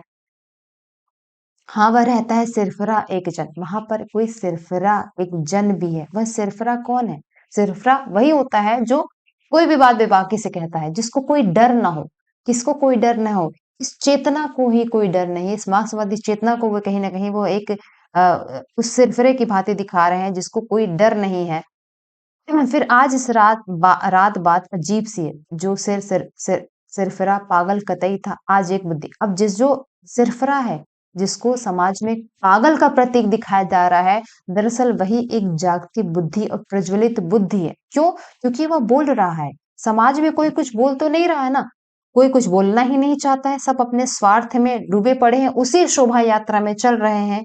ऐसे में कोई बोलने की साहस या हिम्मत नहीं रखता है। और बोल कौन रहा है, वही सिरफिरा। जब कोई बोलता है तो लोग कहते हैं अरे पागल है क्या, ऐसे ही क्यों बड़बड़ा रहा है, क्यों? क्योंकि लोग चाहते ही नहीं है खुद भी बोलना। ऐसे में वो जगह है, और वह मुक्तिबोध, उसकी मुक्तिबोध के भीतर भी वही चेतना कहीं ना कहीं है। हालांकि मुक्तिबोध का अंतर्मन जो है वो अभी उससे लड़ रहा है, लेकिन फिर वह देखते हैं कि वह सुरफिरा जो है वो एक बहुत तीव्र स्वर में गा रहा है। क्या गाता है वह? बिना किसी से डरे, सत्ता से डरे, जहाँ एक आवाज करने की भी छूट नहीं है, वहां पे वह गा रहा है। बहुत करुण हृदय से वो गाता है, ओ मेरे आदर्शवादी मन, ओ मेरे सिद्धांतवादी मन, अब तक क्या जिया क्या किया। अपने कृत्य की, अपने कर्म की पड़ताल कर रहा है। यह केवल उस सरफिरे की मन की कृत्य की पड़ताल नहीं है, यह आवाज मुक्तिबोध के भीतर तक भी पहुंच रही है, मुक्तिबोध के अंतर्मन तक भी पहुंच रही है। वह समस्त उस वर्ग की ही पड़ताल कहते हैं कि आदर्शवादी मन में बना, मैं चाहा तो ऐसा सिद्धांतवादी बना, लेकिन ये तो मेरा मन था, इसको मैंने सक्रिय रूप में अब तक क्या किया, क्या मैंने कुछ किया, या भीतर ही भीतर रह गया। ऊधम भरी बन बन अनात्म बन गए, तो पेट भरने के लिए सब करते गए, कृत्य करते गए, और कर्म क्या मैंने किया किया, किसी व्यभिचारी के बिस्तर बन गए। ऐसा लग रहा है कि मैं एकमात्र दूसरों की आवश्यकता पूर्ण करने का एक माध्यम सा बन गया हूँ। और इससे मैं जो दुख भी होता है, क्यों? क्योंकि मेरा मन तो आदर्शवादी है, लेकिन उन दुखों को मैंने अपने भीतर तमगो सा लगा दिया है कि मैं ये सह रहा हूँ, और मेरे मन जो है वो आदर्शवादी है। मैं भीतर से तो आदर्शवादी हूँ, लेकिन मैं बाह्य रूप से उसका विरोध नहीं कर पा रहा हूँ। और बार बार वह प्रश्न जो है, ये सिरफिरा का पूरा ये जो कवि है, गा रहा है, कह रहा है, बार बार पूछ रहा है कि जीवन में क्या किया। यह प्रश्न है कि साक्षात तुमने भीतर देखो, जो सच नहीं जानता है, जो सच जान नहीं रहा है, वो उस अंधेरे में पड़ा हुआ है तो बात अलग है, लेकिन जो व्यक्ति सच जान रहा है, वह भी उस अंधेरे में पड़ा हुआ है। इस पे वह प्रश्न उठाते हैं और कहते हैं, "बताओ किस लिए तुम दौड़ गए?" और बोलते हैं उससे बोलते हैं कि तुम किस लिए दौड़ गए? किस लिए बन गए पत्थर? पत्थर मतलब जड़ हो जाना। कुछ भी बाहर से महसूस हो रहा है लेकिन वह कर नहीं पा रहे हैं और क्या हुआ तुम्हारे इससे करने से? क्योंकि देश तो मर गया। जिस देश जिस राष्ट्र के लिए जिसके तुम नायक बन सकते थे, तुम्हारी इस जड़ व्यवस्था ने उसको खत्म कर दिया। अब बस तुम जीवित हो। अब तुम जीवित होकर के खुश हो, क्या कर रहे हो? अपने स्वार्थों से के भ्रम पाल करके तुमने सब कुछ खत्म कर डाला। भावनाओं के कर्तव्य जो है वो त्याग दिए। जो कर्तव्य थे उससे अपने आप को मुक्त मिल गया। अब उससे क्या हुआ? बुद्धि का भाल ही फोड़ दिया। मस्तिष्क होता है भाल मतलब मस्तिष्क जहाँ बुद्धि नहीं तुमने उसको खत्म कर दिया। मतलब जहाँ-जहाँ से एक उम्मीद होश बन सकती थी, चाहे वो हृदय हो, बुद्धि हो, तर्क है, सब तुमने अपने ही आप से खत्म कर दिया है। और सारे आदर्श तुमने खत्म कर दिए। अपने स्वार्थों के तेल में सारे आदर्श को तला। अपने स्वार्थ के लिए आज का मनुष्य इतना हो गया कि वह उसने देश के लिए नहीं सोचा और देश जो है वह उसके पीछे-पीछे खत्म होता गया। मनुष्य अपने स्वार्थों के लिए चलता जा रहा है। कहते हैं मेरा सिर गरम है इसलिए गरम है, सपनों में चलता आलोचन। अब देखो यह सब विचार तो चल रही है, ये विचार जो है वो मुक्तिबोध के भीतर का भी विचार है। जब बहुत ज़्यादा मेरा सिर गरम है इसलिए भरम है। गरम क्यों है? क्योंकि एक वैचारिक उठा-पटक जो है वो लगातार भीतर चल रही है। अब वो कहते हैं कि गरम है, भरम की भी स्थिति है, क्या करना चाहिए? क्योंकि समझ तो आ रहा है कि सामने जो दृश्य है वह हितकारी नहीं है, लेकिन करे क्या? वो बोलते हैं मैं क्या करूँ? अपनी बेचैनी किससे कहूँ? अगर कोई मुझे मार्ग समझ में आए तो मैं उससे बोलूँ मैं क्या करूँ? कहाँ जाऊँ? दिल्ली जाऊँ मतलब शासन में जाऊँ, उज्जैन चूँकि ये नागपुर मध्य प्रदेश से है, कहते हैं यार मैं वहाँ की व्यवस्था में जाऊँ। मैं उच्च व्यवस्था में एक सामान्य मनुष्य क्या कर सकता है? क्रांति के लिए उच्च व्यवस्था से ही तो बात करेगा। अब फिर बोलते हैं एक वैदिक ऋषि अ, सुधाशिव के साप भ्रष्ट पिता अजीरगत नामक एक ऋषि थे सुनश्य एक ऋषि थे जिनके पिता थे अजीरगत जिनको एक श्राप मिला था कि वह दिन में नहीं किसी से मिल सकते हैं प्राप्त कर सकते हैं दिन में वो उनका जो है वह शक्तियां या मानवीय गुण जो है वो नहीं होता था रात में ही मिलता था ऐसे ही मुक्तिबोध कह रहे हैं मेरी स्थिति तो ऐसे ही होती जा रही है मुझे दिन के उजाले में कभी कोई चीजें नहीं मिल रही है रात में ही मुझसे मेरा परिचय हो रहा है और कहते हैं सिरफिरा विक्षिप्त मस्तिष्क वह सिरफिरा जो है वह केवल वह सिरफिरा नहीं है भीतर भी है और कहते हैं उसने क्या गा दिया मतलब क्यों क्योंकि उसके गाने में भी तो एक चेतना थी एक क्रांति की लहर थी और मुक्तिबोध जो है मुक्तिबोध का जो अंतर्मन है कहीं ना कहीं उससे लौटना चाह रहा है वह क्रांति करना भी चाह रहे हैं और एक दूसरे जो मन है वह उनको क्रांति से रोक भी रहा है अब ऐसे में वो बोलते हैं कि उसने क्या गा दिया? क्यों गा दिया? क्योंकि उसके गाने से वह भीतर का जो हृदय है वो और प्रकाश आने लगा, क्रांति की ज्वाला है वो और बढ़ने लगी है। इसलिए वो फिर उनसे बोलते हैं कि भाई उसने क्या गा दिया? अब कहते हैं मैं खड़ा हो गया हूँ। कैसे खड़ा हो गया हूँ? क्यों? और इस दुर्व्यवस्था के बरक्स वो खड़े होने का एक साहस सा कर रहे हैं। किसके लिए? अब कहते हैं कि मैं खड़ा हो गया किसी छाया मूर्ति का समक्ष स्वयं के और बहस भी कर रहे हैं। कभी-कभी खुद को बोलते हैं कि क्या ऐसा करना क्या वो पागलपन है? मतलब व्यवस्था के कुव्यवस्था के प्रति सीधे-सीधे खड़ा होना क्या पागलपन है? या फिर वो कह रहे हैं कि मानो मेरे कारण ही लग गया हूँ मार्शल लॉ। क्यों मार्शल ऐसा बोल रहे हैं? क्योंकि वह कहते हैं कि उन्हें पता है समाज में कोई चीज़ गलत हो रही है। पर जब उस गलत का कोई विरोध नहीं ठीक से कर पा रहे हैं और उनको लगा कि वह जानकर भी वहां केवल चुपचाप खड़े थे उस जुलूस में इस उन्हीं की वजह से उन्हीं को बात हुई ये घटना हमने देखी कि उन्हीं को मारने के पीछे वो जुलूस के लोग थे वो निकले और उसके बाद मार्शल लगा दिया गया ताकि कोई भी व्यक्ति जो है निकल ना सके किसी की भी चेतना जो है वो बाहर ना आ सके ये स्थिति हो गई तो इसके लिए मुक्तिबोध जो है जो परिस्थिति वर्तमान में हो गई है उसको वो कहीं ना कहीं स्वयं के कृत्य को जिम्मेदार समझा रहे हैं क्यों क्योंकि एक चेतना तो थी, लेकिन फिर भी वो उस चेतना के साथ शांत खड़े थे। उन्होंने विद्रोह भी नहीं किया और वह वहां से भाग भी खड़े हुए।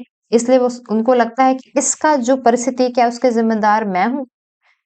और ये द्वंद्व जो है भीतर और बाहर का मुक्तिबोध के भीतर चलता रहता है, और इससे मुक्तिबोध के भीतर का कहीं ना कहीं चैन, जो भीतर की जो इतनी ऊहा-पोह की स्थिति है, मन ना इस ठौर टिक रहा है मुक्तिबोध का, ना उस ठौर टिक रहा है, इसलिए उनको वही बेचैनी एक लगातार बनी हुई है।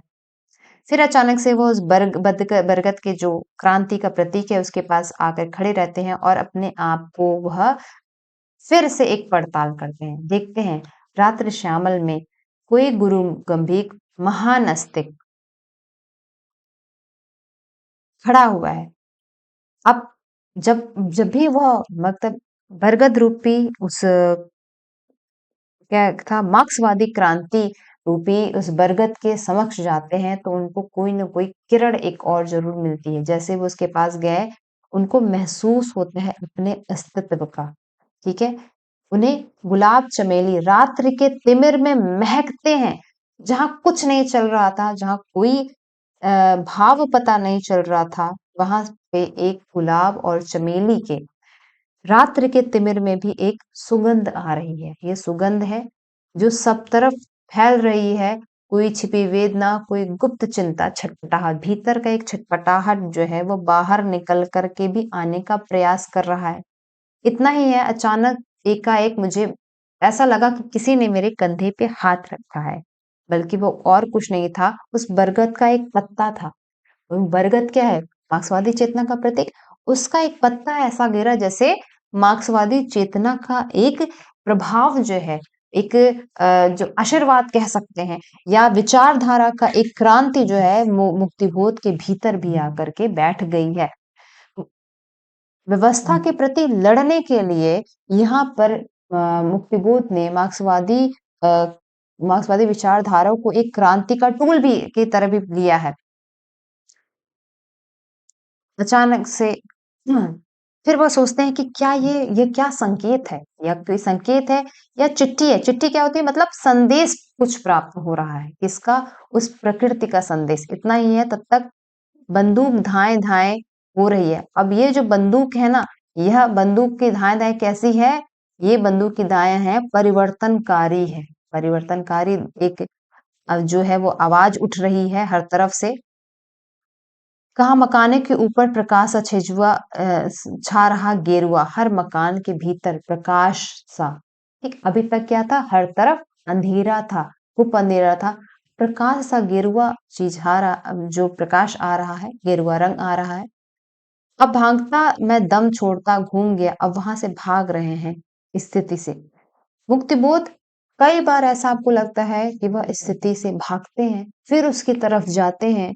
जब कुछ नहीं मिलता है तो क्रांति की उस चेतना को ढूंढते हैं। जब मिल जाता है तो उसको छोड़ करके ऐसा लगता है कि भाग भी रहे हैं, क्योंकि भीतर का जो अंतर्द्वंद है वह स्पष्ट नहीं होता है। भीतर की चेतना जो है वो दिखती नहीं है।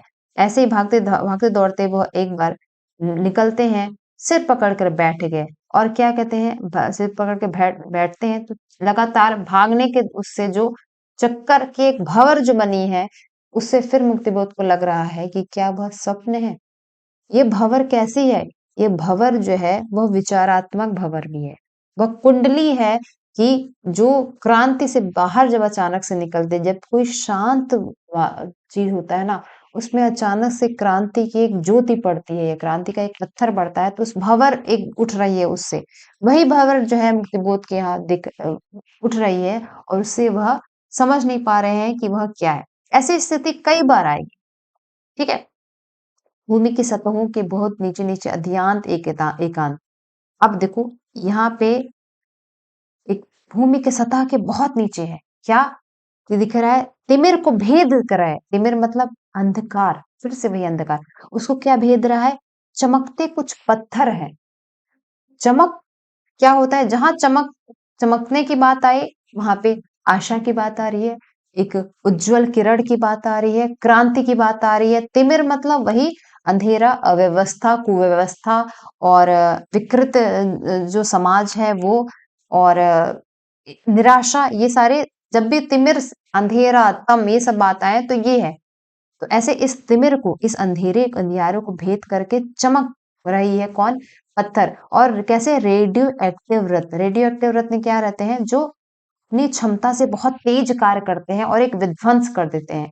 पर ये विध्वंस जो हो रहा की बात कर रहा है, ये नाशकारी विध्वंस नहीं है, बल्कि बुरी जो प्रवृत्तियां हैं उनके विध्वंस की बात हो रही है। तो जो रेडियो एक्टिव है उनके भीतर इस तरह के जो ज्वाला है वो भी है। और बार बार वह झर रहा है, कैसे? प्रबल आयुग से। प्रपात कैसे गिरता है, झरना कैसे गिरता है कि जिसको कोई रोक नहीं सकता, उस ऊर्जा से ये सारी किरणें जो है वो आ रही हैं। द्युतिमान आड़ी, ये जो पूरा पद है ना, ये परिवर्तन का संदेश दे रहा है कहीं ना कहीं, कि कैसे अब सारी जो कड़े हैं वो फिसल फिसल करके आ रही हैं। रत्नों की रंगीन आभा, अभी तक क्या था? सब शांत था, कालापन था। अब क्या है? रंगीन हो रहा है पूरा दृश्य। ठीक। अब जो खो के बेडौल भीते अब झिलमिला रही हैं, और अपने नेत्रों से ये क्या देख रहे हैं? द्वितीय चमक को देख रहे हैं। और विभोर आंखों से देखता हूं उनको, पाता हूं अकस्मात। आश्चर्य हो रहा है मुक्तिबोध को भीतर, धीरे धीरे इसी चीज की, देखो भीतर कहीं ना कहीं मुक्तिबोध को एक आशा भी है। लेकिन जब दृश्य अचानक से हो रहा है तो मनुष्य ऐसा देखता है ना कि जैसे उसको अपनी आंखों पर यकीन ही ना हो, इस तरह से देखते हैं।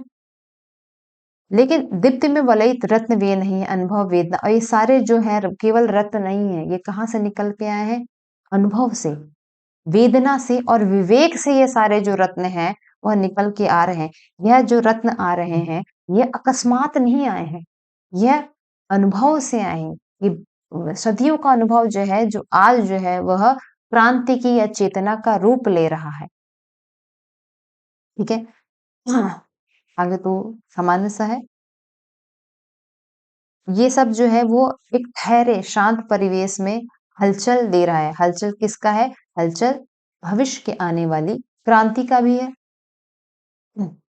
हाय हाय आवाज दे दिया मैंने उन्हें गुहा, लोक रक्षित क्षेत्र से कर दिया वंचित, और निषिद्ध कर दिया, खोह में डाल दिया। वे खतरनाक थे।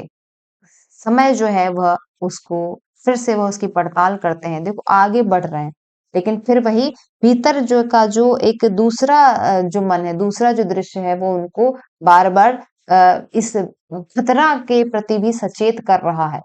ठीक। लेकिन फिर वो बोलते हैं कि ये जो समय है वह जूझने का समय नहीं है।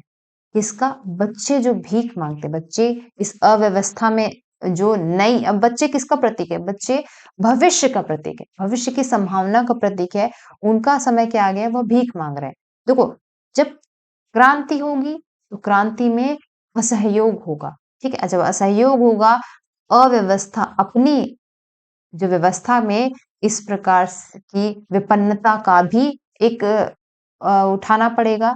मुक्तिबोध इसके लिए भी खुद को जिम्मेदार बना रहे हैं, या खुद को, ये अपने जैसे सभी लोगों को वह जिम्मेदार बना रहे हैं। लेकिन चूंकि मुक्तिबोध यहाँ सारी बात अपने हवाले से मात्र कह रहे हैं, कहते हैं, फिर अचानक वहां से निकलते हैं और सीन बदलता है। बदलता है कैसे? अब सुनसान सांवला चौराहा है फैला, बीच में क्या हुआ? गेरुआ, गेरुआ रंग फिर से वही क्रांति का प्रतीक है। जो बुजुर्ग है वह एक सांवले चौराहा, घंटे घर पे कहीं, वहां पर भी एक क्रांति का एक प्रतीक जो है वह चढ़ रहा है। जो घंटा घर या चौराहा कैसा होता था? चौराहा जो है वो शासन सत्ता का एक प्रतीक होता था।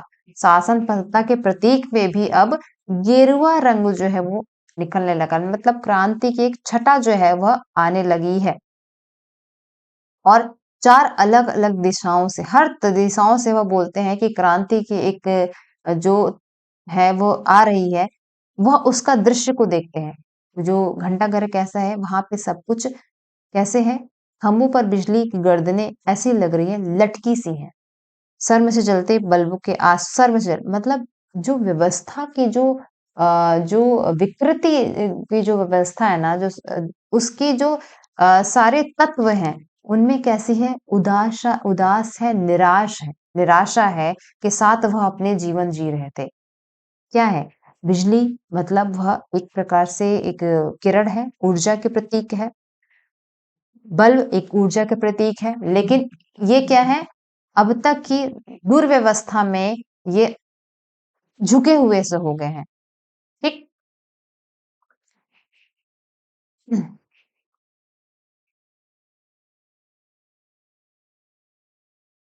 ठीक है? ये सब मूल घंटा घर का दृश्य है।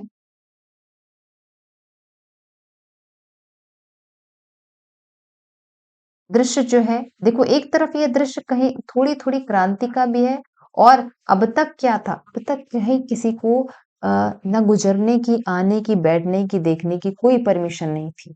ठीक है? मुक्ति बोध को देखते ही मारने का जो शोभा यात्रा में जो चल रहा था दृश्य, अब यहाँ तक आते-आते कम से कम वह एक प्रसार जो है, वो फैलाव जो आया है। देखो, गश्त में घूमती है कोई दुष्ट इच्छा मतलब वही बुरी प्रवृत्तियाँ जो घूम रही हैं, भयानक सिपाही जाने किस थकी हुई झोंक में, अंधेरे में। अब देखो, भयानक सिपाही मतलब जो बुरी व्यवस्था का जो सिपाही है, वो भी किसी है, थकान आ चुकी है उसमें। थकान किसका प्रतीक है? अनिच्छा का, एक हार का एक प्रतीक है। तो जो व्यवस्था है ना, वो भी शासन करते-करते निरंकुश होते-होते वो कहीं न कहीं जो कहते हैं कि सक्रिय नहीं रह गई हैं अब उतनी।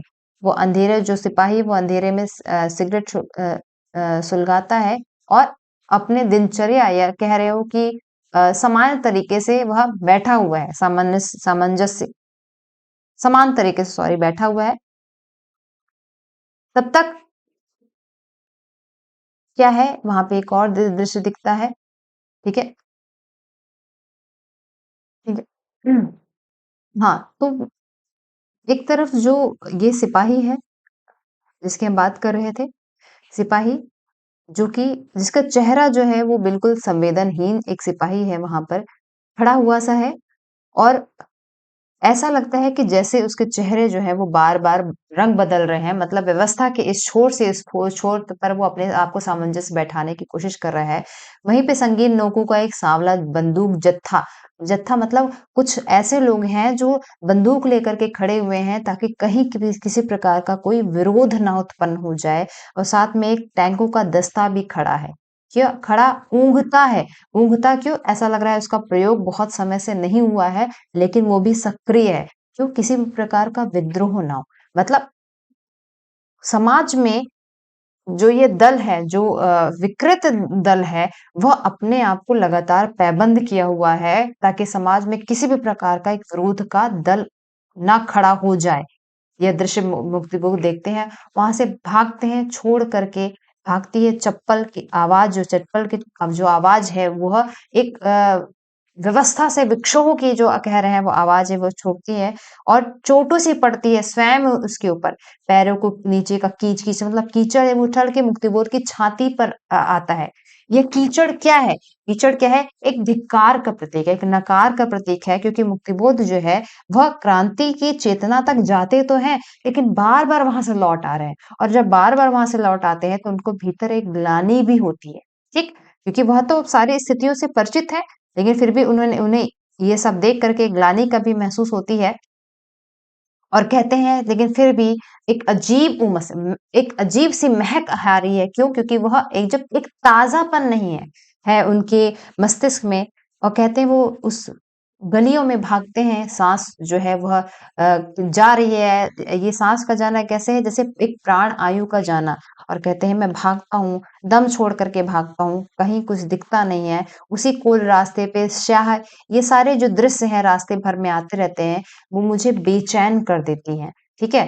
बेचैन कर देती हैं। दूर जाकर के वह इस पूरे परिदृश्य से दूर जाके जब खड़े होते हैं, तो देखते हैं कि वहाँ आस-पास कोई भी नहीं है। आकाश जो है वह श्याम काला से है, लेकिन उसमें तारों की एक आँखें कुछ चमचमा रही हैं। मतलब काले आकाश में तारे जो हैं वो कहीं न कहीं एक उम्मीद का जो है वो सूचक दिख रहे हैं, और मेरा दिल ढिबरी-सा है। अभी पूरा प्रकाशवान नहीं है, लेकिन एक चमक जो है, एक वो जो किरण जो है ये कह सकते हैं, एक ज्वाला जो भीतर भी है, लेकिन भीतर की डिबरी क्या है, अभी वो टिमटिमा रही है, अभी स्पष्ट नहीं हो रही है, हो पाई है। अचानक फिर वहाँ मुक्तिबोध आगे बढ़ते हैं और देखते हैं कि वहाँ तिलक की एक पाषाण मुनि, कौन? महामना ये जो है वो तिलक है, लोकमान्य तिलक आज़ादी के लिए जिन्होंने बढ़ कर के लड़ाई लड़ी, जिन्होंने स्वराज को पूर्ण अधिकार अपना माना, उनकी एक मूर्ति है। कैसे? पाषाण मूर्ति, पाषाण हो चुकी है। पत्थर की एक मूर्ति, पत्थर हो जाना मतलब जब कोई भी चीज़ हमारे भावनाओं से बहुत परे हो जाती है, तो मनुष्य क्या है एकदम पत्थर का हो जाता है, कुछ नहीं उसको महसूस हो रहा है। क्यों? जब या तो बहुत अंदर तक वह छला हुआ होता है या कह सकते हैं कि बहुत ज़्यादा जो उम्मीद जो रहती है उससे खत्म हो जाती है, तो भीतर के भाव खत्म हो जाते हैं। पाषाण मतलब भीतर के भाव जो है कहीं न कहीं वह मर से गए हैं। क्यों? क्योंकि तिलक जैसे क्रांतिकारियों ने जिस समाज का जिस भारत के लिए लड़ा, जिस भारत के लिए वह खड़े हुए, आज उसकी स्थिति क्या है, वो निश्चय ही तिलक को जड़ सा केर दी होगी। उसको वह देखते हैं मुक्तिबोध और एकदम सामने टिक से जाते हैं और कहते हैं कण-कण झरते हैं जिसमें काँप नीले इलेक्ट्रॉन। अभी भी देखो ये जड़ पाषाण उसमें मूर्ति में भी नीले इलेक्ट्रॉन मतलब ऊर्जा की एक किरण जो है वो गिर रही है। मुस्कान पथरी मुस्कान है फिर भी।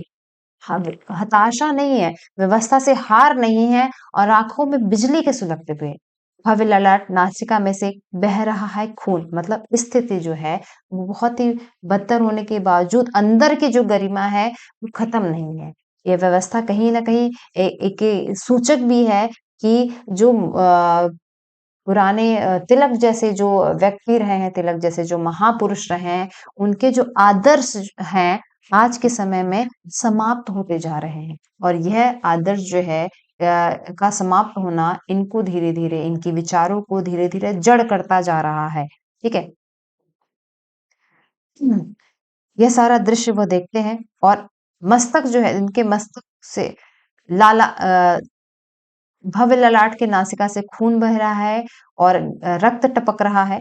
ये सारा दृश्य जो है वह देखते हैं मतलब इनकी आदर्श को, इनके जो क्रांति है, इनकी लड़ाई को जिस प्रकार से आज खत्म कर दिया गया है, वह स्थिति इनमें को देख कर के वह तिलक की मूर्ति के भीतर भी वह जो निराशा है, हताशा कहीं न कहीं दिखाई दे रही है वो, यह सारा दृश्य मुक्तिबोध को देख कर के और पीड़ित करता है। कहते हैं कि वह अब उसमें देखो ये चेतना भी जन्म हो दे रही है। क्यों? क्योंकि वह अपनी ज़िम्मेदारी महसूस करते हैं। ज़िम्मेदारी महसूस करते हैं और बोलते हैं कि उन्हें इतना दुखी और व्यथित होने की क्या कोई ज़रूरत नहीं है। हम हैं। हम हैं इस नए भारत के लिए हम इसको सँभाल लेंगे। ठीक है? और मैं उस पाषाण मूर्ति के ठंडे पैरों की छाती में बार-बार चिपका रहा। कैसा रुआँसा। रुआँसा क्यों? क्योंकि उन्हें महसूस हो रहा है कि जैसे कि उन्होंने अपने परमपिता इस आज़ादी के जो पिता रहे हैं, उनको कितना उन्हें कष्ट हुआ होगा, जिसलिए उन्होंने अपने जीवन को न्योछावर कर दिया। आज वो इस भारत को देख रहे होंगे, तो उनकी स्थिति क्या है?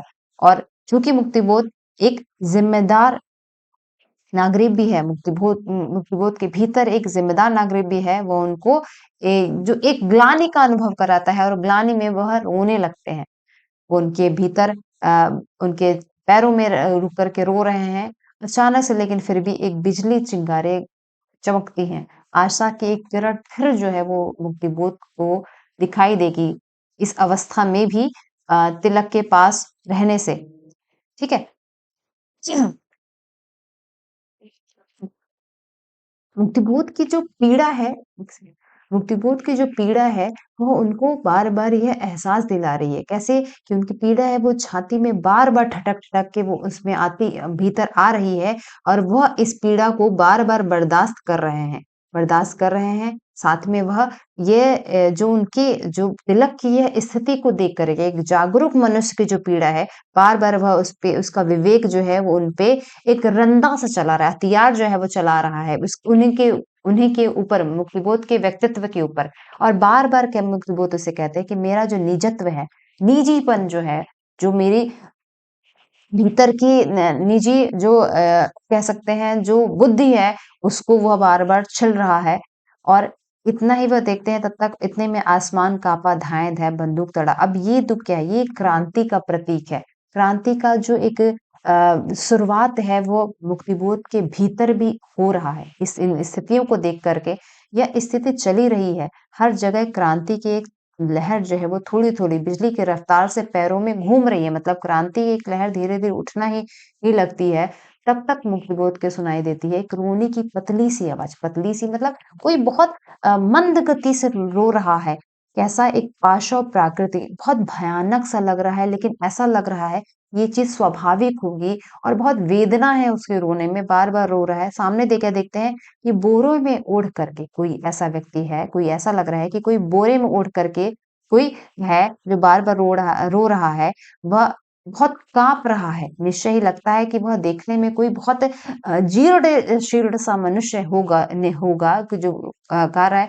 कहते हैं बाल दिखते हैं, बाल उसके बिखरते हैं, सिर खोलता हूँ और उसको ध्यान से देखता हूँ।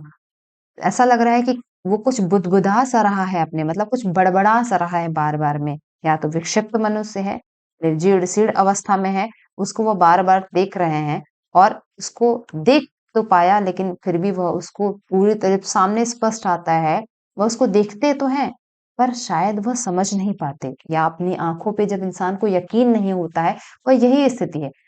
वह देखते हैं, करे अरे हाँ, वह तो विचार उठते हैं और तब उनको अचानक उसके मुँह से निकल गया, क्या वे गांधी हैं? गांधी? क्या इस तरह से पंगु? पंगु मतलब क्या? पंगु जब कोई व्यक्ति ने से सब कुछ उसका खत्म हो जाए, सब कुछ मतलब उसका शरीर कट जाए। मन गांधी की जो विचारधारा है, गांधी का दर्शन है, वही उनका शरीर है और आज के समय में वह विचारधारा, वह दर्शन जो है, वो सब समाप्त हो गया है। ऐसे में वो जो गांधी है वो पंगु की स्थिति में आ गए हैं और फिर वो उनको ऐसे देखते से बार-बार वो जाँच-पड़ताल करते हैं, कभी-कभी उनको उनकी आँखों पे भरोसा होता है, लेकिन फिर कभी-कभी नहीं होता है। अंधेरे की स्याही में वो उनको देखते हैं, फिर वो अति दीन हो जाते हैं, किनके प्रति? उनके प्रति, उनकी वह स्थिति देख कर के वह उनके प्रति भी दीन है और स्वयं के भी प्रति दीन है। क्यों? बार-बार वही वह ग्लानि की स्थिति उत्पन्न हो जाती है, फिर वो देखते हैं और सामने से क्या होते हैं, अचानक से बिजली का झटका। कौन? वह कहते हैं कौन? शायद गांधी कहते हैं कि हट जाओ और आगे बढ़ो मतलब चले जाओ यहाँ से। ये नाराज़गी भी हो सकती है या दृढ़ता भी हो सकती है और वह उनको देख कर के बोलते हैं कौन? गांधी बोलते हैं कि दुनिया ने कचरे के समान दाने को चुकी है। मतलब दुनिया में वह कहते हैं विचारों को इतने ज़्यादा विचार पनपने लगे हैं हर जगह कि और हर किसी को लगता है कि वह अपने को विचार को व्यक्त करके क्या मसीहा बन जाएगा? इस और क्योंकि कोई भी विचार जो है वह तार्किक रूप से कार्य नहीं कर रहे हैं, ठीक? हर कोई केवल मौखिक वाचन ही कर रहा है, इससे शायद वह और क्षुब्ध है, वो कहते हैं मिट्टी के लौंदे मतलब मिट्टी के लौंदे जो तुरंत नष्ट हो जाने वाला व्यक्तित्व है। आज का मनुष्य एकदम ऐसा व्यक्तित्व हो गया है जो टिका हुआ नहीं है, ठीक है? और वो इतने गंभीर जो है, अति उद्विग्न है, अति उनके भीतर तक ये जो है पीड़ा है वो दिखाई पड़ रही है। एकाएक उठ पड़ा आत्मा का पिंजर मूर्ति की ठठरी, ठीक है? अब वो अचानक से खड़े हो जाते हैं, कहते ही वो खड़े हो जाते हैं क्योंकि तेज तो है धीरे-धीरे, अव्यवस्था की मार के उपरांत भी तेज है, कहते हैं नाक में इस ये उनकी बाहरी जो आवरण है, नाक पर वही चश्मा जो हमेशा होता है, हाथ में डंडा, लेकिन कंधे पे एक बोरा है, बोरे में कौन है? शिशु है। अब कहते हैं ये शिशु तो बिल्कुल नया-सा है। कौन है यह शिशु? आश्चर्य की बात है, लेकिन उस द्वितीय पुरुष ने अ कह सकते हैं उस क्रांति पुरुष ने, बिजली की चमक जैसी पुरुष कौन? गांधी जी ने उस बच्चे को इनके पास रख दिया, मुक्तिबोध के पास रख दिया और बोला कि इसे सुरक्षित रखना। अब ये बच्चा क्या है? बच्चा प्रतीक है, ये जो स्वतंत्रता मिली है आज के युवकों को या आज के मनुष्य को उसका प्रतीक है, भविष्य का प्रतीक है, जिसको सहेजने और संजोने के लिए वह गांधी जो है वो उनके पास छोड़ के चले जाते हैं और इतना छोड़ के चले जाते हैं और अचानक से वह चले जाते हैं और सामने ऐसा लगता है कि वो उन्होंने उन्हें अपनी जो है जिम्मेदारियां दे करके वो वहां से कह सकते हैं अंतर्धान हो गए, चले गए ठीक है? और वह बालक को वह लिपटे हुए हैं, एकदम छाती से चिपका है जैसे अपना बालक हो और वह उसपे उन्हें बहुत स्नेह भी आ रहा है। प्रेम भरा बालक है, वह उसको लेकर के तमाम किससे तमाम बुरी परिस्थितियों से उसको लेकर के जा रहे हैं, चाहे वो अंधेरा सा है अंधेरी दुनिया से लेकर के आकाशीय तारों को अपने साथ लिए जा रहा है। आकाशीय तारे क्या है? आकाशीय तारे यहाँ प्रतीक है थोड़ी उज्ज्वलता का। एक किरण का, उनको लेकर के अपने साथ चले जाते हैं। सहसा जो है वो ऐसा लगता है कि वह शिशु जो है वो रोने लगता है। जब रोते हैं तो कहते हैं कि ऐसा लग रहा है ये स्वर तो परिचित है। उस स्वर से जो जो स्वर उस शिशु के रोने से आ रहा है, उसको पहले भी सुन चुका हूँ। ऐसा है स्वर है कि जैसा लग रहा है उसमें बहुत शिकायती भरा लहज़ा है।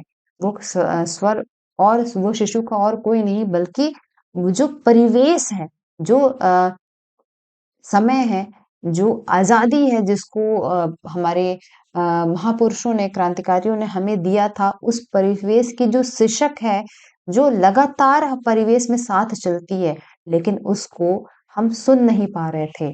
वही सिसक, वही रोना अब जो है मुक्तिबोध को इस बच्चे के द्वारा स्पष्ट सुनाई पड़ता है। वह उनको सुनते हैं, उसको बड़े प्रेम से अ, पुचकार रहे हैं, दुलार रहे हैं। ठीक है? और चुप भी कराने की कोशिश करते हैं, ठीक? लेकिन फिर भी वह और चीखता है और क्रोध से लगातार उसके आँसू जो हैं वो टपक रहे हैं, गर्म आँसू, ज्वाला से भरे आँसू, भीतर कितना दग्ध जल रहा है, जो वह आँसू के रूप में बार-बार गिरता है और मुझ पर आकर के गिर रहा है। फिर न जाने क्यों और वह उस शिशु को बार-बार थपथपाने की कोशिश करते हैं, थपथपा रहे हैं, शांत करने की कोशिश कर रहे हैं। ठीक है? शिशु जो है वो रो रहा है और उसको वो प्रेम से थपथपा रहे हैं। आत्मा गीली है, गीलापन क्या है? संवेदनाओं का जागृत होना और ऐसे ही वह बढ़ते जाते हैं, बढ़ते जा रहे हैं। अचानक वह देखते हैं कि हृदय भीतर के भीतर ही एक तालाब है। तालाब कैसा है? रक्त का तालाब है। रक्त का तालाब मतलब संवेदनाएँ जितनी हैं वह सारी इकट्ठे हो गई हैं, लेकिन उस रक्त तालाब में भी द्युतिमान बड़ी मणियाँ, चमत्कारी चमकीली जो मणियाँ हैं उनका प्रकाश जो है वो बाहर आ रहा है। और इस प्रकार से एक अनुभवरत डूबे हैं सब संकल्प में। संकल्प किसका है? संकल्प ये है लगातार चमकते रहने का या रोशनी बिखेरने का भी संकल्प है और अंधेरी गलियों में वह चलते हुए जाते हैं। अब कोई डर नहीं है। अब कोई कह सकते हैं निराशा का भाव भी नहीं है और वह इस बच्चे को लेकर के खुश हैं और लगातार अपने लक्ष्य के प्रति चलते जा रहे हैं। लेकिन अचानक से वह इनको ऐसा लगता है कि कंधा जो है हल्का हो गया। क्यों? क्योंकि अब वो उसकी जगह शिशु नहीं है, अब उसका क्या है सूरजमुखी के गुच्छे हैं, फूल हैं। फूल किसके? फूल जो हैं वो प्रकाशवान कर रहे हैं। कंधों पर, सिर पर, गालों, तन पर, रास्तों में फैले हुए हैं। हर जगह फूल फैल गया है। फूल का फैल जाना प्रतीक है एक नई ऊर्जा का, एक नई व्यवस्था का या नई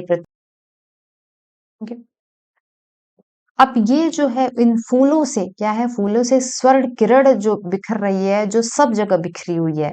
रास्तों में, गालों पे, तनों पे मतलब वह जो बच्चा है, जो शिशु था, वह शिशु जो है वो एक स्वर्ण किरण है, फूलों के एक स्वर्ण किरण के रूप में जो है वह पूरे परिवेश में फैल रहा है। मतलब जो परिवेश जो अंधेरामय था, जो परिवेश तम था, तिमिर का परिवेश था, उस पूरे परिवेश में स्वर्ण किरण की एक आभा जो है वो पूरी तरीके से छट गई है हर तरफ। इतने में फिर एक गली आ जाती है, जहाँ पर फिर एक दरवाज़ा खुला हुआ देखते हैं, दरवाज़ा खुला देखते हैं और साथ में देखते हैं जीना, जीना मतलब अंधेरा, अंधेरा और यहाँ पे कोई कहीं कोई ढिबरी सी टिमटिमा रही है, मैं बढ़ रहा हूँ, बढ़ रहा हूँ। ये यहाँ एक प्रतीक है कि उनको अब बढ़ने का, आगे बढ़ने का लगातार रास्ता मिल रहा है। पहले वह अंधेरों से जो है वो घबराते थे। अब अंधेरी सीढ़ियों से वो घबरा नहीं रहे क्योंकि उनके साथ एक प्रकाश की किरण जो है वो चल रही है। लेकिन कंधे के वजन से दुख रहे, सहसा बंदूक आ गई। क्या अचानक से वह देखते हैं कि कंधे जो हैं वो जो हल्के हो गए थे, अभी शिशु की वजह से भी भारी नहीं थे, अचानक से वह सहसा अब दुखने लगे हैं। क्यों? क्योंकि कहते हैं लगता है कि अब उसकी जगह एक बंदूक आ गई है। लड़ाई के लिए, ज़िम्मेदारी का ये कह सकते हैं, युद्ध के लिए भी एक ये बात हो सकती है कि इसका प्रतीक प्रयोग किया गया है। ठीक है? ठीक है? उसके बाद ये इस वज़नदार मतलब इस क्रांति की चेतना, क्रांति की बंदूक को लेकर के वह वहाँ से निकलते हैं। दूसरा एक दृश्य तुरंत आता है कि एक कमरा खुला हुआ है, उस कमरे में झाँकते हैं। भीतर एक ऊर्जा भी है, एक नई ऊर्जा के साथ वह जा रहे हैं। तब तक सामने वो देखते हैं कि पूरा जो है सामान बिखरा हुआ है, मतलब परिवेश जो है पूरा बिखरा-सा है। एक बिखराव जो है, अभी तक उनको थोड़ा-सा जो कह सकते हैं मुक्तिबोध को एक आशा की किरण मिली थी कि व्यवस्था जो है वो सँभली हुई नज़र से आ रही थी, तब तक दूसरे दृश्य में एक और बिखराव लगता है। बिखराव ऐसा दिखता है बीच में कि कोई ज़मीन पर पड़ा है, बाहें फैलाए। वह उनको देखते हैं, भय फैला है मतलब ऐसा लग रहा है कि वह ढेर हो चुका है वहाँ पर। उसको वह देखते हैं, ऐसा वह वो सामने मनुष्य वह वो जो खून में लथा-पथा पड़ रहा है, निश्चय ही वह मर गया है। मर कैसे गया है? या उसे किसी ने मार दिया है।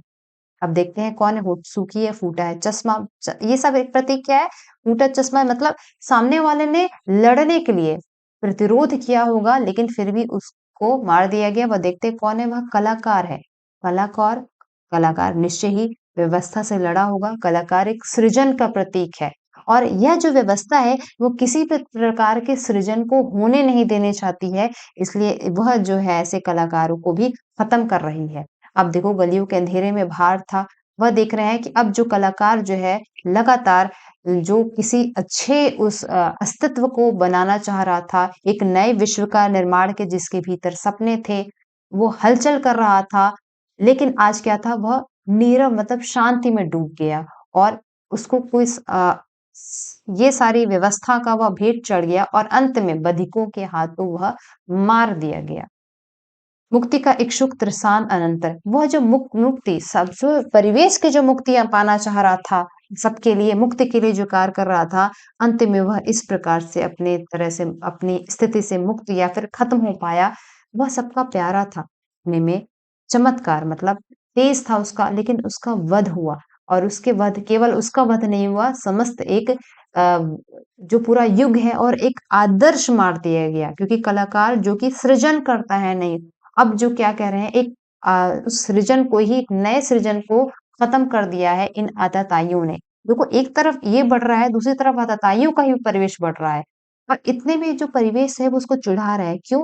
क्योंकि मुक्तिबोध तो क्रांति का नया संदेश लेकर के जा रहे हैं। अचानक भीतर से यह दृश्य फिर वहां से भागते हैं। भागते-भागते समझ में इनको ये भी आता है कि क्रांति जो है वो अकेले नहीं हो पाएगी। अकेले नहीं हो पाएगी, अब उन्हें खोजना होगा अपने जैसे और भी लोग, साथी खोजने होंगे जो क्रांति मिल करके कर सके। फिर एक सीढ़ी से उतरते हैं और देखते हैं एक नई जगह वो पहुँचते हैं और आतताई सत्ता के सामने अचानक से उनको कुछ लोग घेर लेते हैं। कहते हैं भयानक एक पकड़ मशीन सी और मुझको आतताई सत्ता के सम्मुख ले आते हैं, वो उन्हें घेर करके, ठीक है? फिर एकाएक एक उन्हें ऐसा लगता है कि सम्मुख आ गए हैं और उन्हें पकड़ करके जो निश्चय ही कुव्यवस्था के ही सिपाही होंगे, वो उन्हें पकड़ कर के ले जाते हैं और चांटे से कनपटी टूटी और इतने ज़ोर से उन पे प्रहार करते हैं कि उनको ऐसा लगता है कि उनके कनपटी जो है वो टूट गई और पूरा जो व्यवस्था है उजाड़ पंजर टीले पर सहसा ऐसा लगता है कि कोई रो रहा है, ये रो रहा है, कौन-सी चेतना है जो अभी शुरुआती ही हुई थी, लेकिन ऐसा लगता है भागता कोई सहायता देने के लिए। अब देखो ये जो अंतर चेतना जो उत्पन्न हुई है, उसकी पुनर्व्यवस्था और पुनर्गठन भी होता जा रहा है। तो ऐसा लगता है कि जैसे ही मुक्तिबोध जो है इन कुव्यवस्थाओं की गिरफ्त में आते हैं, उनको कोई मदद करने के लिए और भी ध्वनियाँ जो हैं वो आने लगती हैं। दूसरा दृश्य आता है, ऐसा लगता है मुक्तिबोध जिनको वो पकड़ कर के ले गए हैं आतताइयों के सिपाही, वो उनको ले जाते हैं स्कूल में जाकर एक अंधेरे बंद कमरे में बिठाते हैं और क्या कहते हैं, शीश की हड्डी, सिर की हड्डी उनको सर की हड्डी तोड़ करके उसके भीतर प्रवेश कर रहे हैं, ठीक है? यह प्रयास है एक नई विचारधारा के को तोड़ करके उसके भीतर प्रवेश करने का। वह प्रवेश करते हैं और देखना चाहते हैं कि क्या है? आखिर ये चेतना जो है, वो जो नई चेतना है, क्रांतिकारी चेतना है, वो कहाँ से आई है? उसका क्या जोड़-तोड़ है? वो सब देखने का प्रयास करते हैं और पूरी तरीके से वो खोजते हैं कि क्या है? कोई छिपे हुए प्रिंटिंग प्रेस जिससे ये और क्रांति आगे कर सके हर तरह के वो छपते-पाटते जिससे ख़यालों के जो पर्चे हैं वो कहाँ बँटते हैं, ठीक है? तो किस प्रकार से मनुष्य के भीतर पूरी पूरी तरह की एक कह सकते हैं कि यांत्रिक परिवेश का भी निर्माण करने की निर्माण है दिखता है यहाँ पर। फिर आप आपस में वो बात करते हैं कि कौन है इसका सरगना मतलब कौन में मुख्य है जो इस तरह के और लोगों को जन्म दे रहा है। मतलब क्रांति कहीं का वाहक कौन है? वह ढूँढने का प्रयास करते हैं और आपस में एक-दूसरे को बुलाते हैं। इसमें से बोलता है कि mister Gupta cross examine him thoroughly मतलब इसको ठीक से चेक करो। कोई भी चीज़ जो है वो छूटने ना पाए। ठीक है? अब वो पूरा उसमें चेक होता है, चाबुक से मारा जाता है, पूरा जो यातनाएँ दी जा सकती हैं, वो पूरी-पूरी यातनाएँ दी जा रही हैं, लेकिन अब जो है मुक्तिबोध का जो मन है, वह मजबूत हो चुका है। कैसा लग रहा है कि गठान बाँधता सख्त मानो कि पत्थर जोर लगा कर के उसी गठान को हथेली से चूर-चूर भी की जा रही हैं, ठीक है? लेकिन अब जो मुक्तिबोध जो हैं, उनके भीतर वो चेतना जग चुकी है, तो इस तरह के दबाव और प्रसार का भी उनके भीतर कोई प्रवाह नहीं पड़ रहा है। वह विरोध करते हैं, उस पूरी व्यवस्था का या फिर उस प्रहार का को भी उनके जो कह सकते हैं दृढ़ता को तोड़ नहीं पा रही है। वह अब यह जो है मुक्तिबोध, प्रारंभिक मुक्तिबोध से कितना अलग है, ये देखिए। जो अभी तक जो मुक्तिबोध जो थे या फिर जो अंतर चेतना थी, वह एक कम्फर्ट ज़ोन में थी, वह अंतर चेतना जो है अब बुरी परिस्थितियों के लिए लड़ने को भी तैयार हो रही है, ठीक है? यहाँ पर देखते हैं, अब देखो ये स्पष्ट हो रहा है, तारों के जले ज्वलंत तारों की भीषण गुत्थी, बाहरी से भूरी, बाहर धूल, जमीन की पपड़ी, अग्नि को लेकर, उग्र भंजन लेकर, बिल्कुल निश्चल है लेकिन, ठीक है? भीषण शक्ति को धारण अपने अब शक्ति को वो धारण कर चुके हैं। अब इन तरीके की तरह से कि वह प्रहारों से उनका जो जो उनका दृढ़ निश्चय है, वह टूट नहीं सकता है। उन्होंने आत्मा को पोशाक की तरह धारण कर दिया है। वह महिला निश्चय है, लेकिन वह एक उसी पोशाक को लेकर के वह आगे बढ़ रहे हैं अपने लक्ष्यों के लिए। मुक्तिबोध के निश्चय ही ये चेतना देख करके वो बहुत दिन समय तक रहे नहीं बंधन में और उन्हें छोड़ दिया गया। छोड़ तो दिया गया लेकिन अब तक उनका कोई पीछा कर रहा है, पीछे-पीछे कोई आ रहा है उनके खोजने के लिए।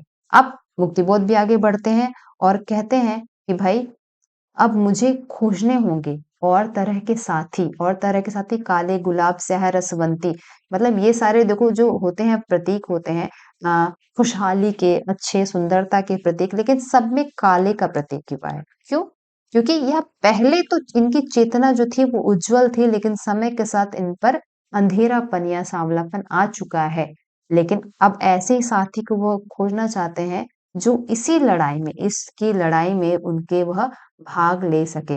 नहीं भी देखते हैं लेकिन तब तक उन्हें देखते हैं कि बिजली की नंगी लताओं से भरे सफेद नीले चंपई गुलाबी अग्नि के फूल अचानक से एक नई क्रांति की या फिर चेतना की एक किरण भी उनको दिखाई देने लगती है वहां पर ठीक है ठीक है तो ये नई क्रांति और नई चेतना जो आती है यह नई चेतना निश्चय ही है मार्क्सवादी चेतना ही है जो आती है और मुक्तिबोध जो है वह उसको एक टक लगातार देखते हैं एक भीतर उनके और उम्मीद की किरण जो है वो वापस से जगती है और वह उस उम्मीद की किरण रूपी चेतना जो कि चमकीले पत्थर है उनको लगातार उन बिजली के फूल को चुनने की कोशिश करते हैं और वो समझते हैं कि क्या है वो जानते हैं कि एक ये भी एक रेडियो एक्टिव रत्न है मतलब ये भी एक विध्वंस ये एक कह सकते हैं ध्वंसकारी रत्न है जो कि अब जो है ये ध्वंस करेंगे किसका बुरी प्रवृत्तियों या बुरी विकृतियों का ठीक है फिर भी लेकिन उनमें एक भीतर एक असंतोष है क्यों असंतोष है क्योंकि सब है चेतना भी है सब कुछ है लेकिन वह उसको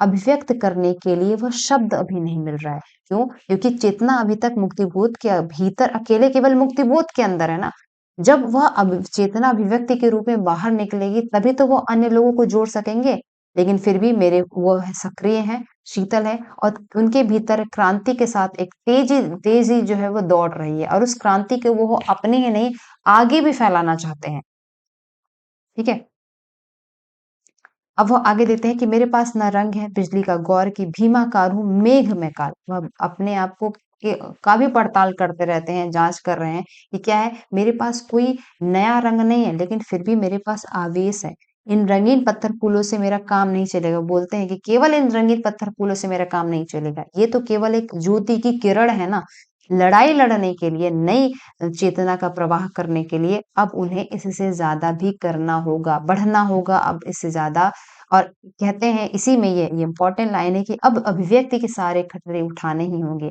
अब मुझे खुद को अभिव्यक्त करने के लिए हर तरह के खतरे उठाने में क्या होगा ना मुझे तोड़ने होंगे मठ और गढ़ जिन इस विकृतियों की इन जड़ मान्यताओं की परंपराओं पुरानी रूढ़ी परंपराओं के जो गढ़ है मैं उन्हें उसे सब तोड़ना होगा और जब मैं इसे तोड़ तोड़ का पाऊंगा और दुर्गम पहाड़ों के बुरे ऐसे जो पहाड़ है दुर्गम उनके पार जब मैं पहुंचूंगा, ठीक है, और उसके बाद तब कह रहे हैं तब मुझे देखने को मिलेगा क्या, एक नया अरुण कमल, एक नई किरण, नई उम्मीद देखने को मिलेगा। और ले जाकर के उसको धंसना ही होगा कहाँ, हिमशीत सुनील जल में, ठीक, जहाँ चांद उग गया। यह चांद केवल जल में नहीं बल्कि एक उम्मीद का किरण की भांति है, चांद जो है वह निकल करके आया है। यह प्रतीक है कि अब चीजें जो है वो परिवर्तित हो रही हैं, ठीक है। वह किरणों की मार, अब देखो कहते हैं कि यहाँ पर जो है जो नई व्यवस्था है उससे वो लड़ने के लिए कितने तैयार हैं, लड़ ही रहे हैं, लेकिन भीतर भीतर एक और जो स्थिति है, भीतर वो ऊहापोह की स्थिति जो है वो अभी भी बनी हुई है, ठीक है। अब देखते हैं तब तक वहां मिट्टी के गोल चबूतरे, चांदनी में कोई दिया सुनहला जलता है, मानो कि स्वप्न साक्षात ही सदृश साकार हो रहा हो। जो सपना वह देख रहे हैं, अब धीरे धीरे वह लगता है कि वह साकार स्थिति में आ रहा है। अभी तक जिस सपने का कोई आकृति ही नहीं थी, जो ध्वनि जो वो तो केवल सुनाई देती थी, अब वह साक्षात वह दिखाई भी दे रही है। उसमें क्या है, मकानों के बड़े-बड़े खंडहर जो साने रू जो मकानों के बड़े-बड़े खंड, अब देखो जितने भयावह पहले दृश्य थे, अब वह दृश्य क्या है, वह भयावह नहीं रह गए हैं, बल्कि उसमें भी एक ऊर्जा की नई-नई किरण भी दिख रही है। ठीक है?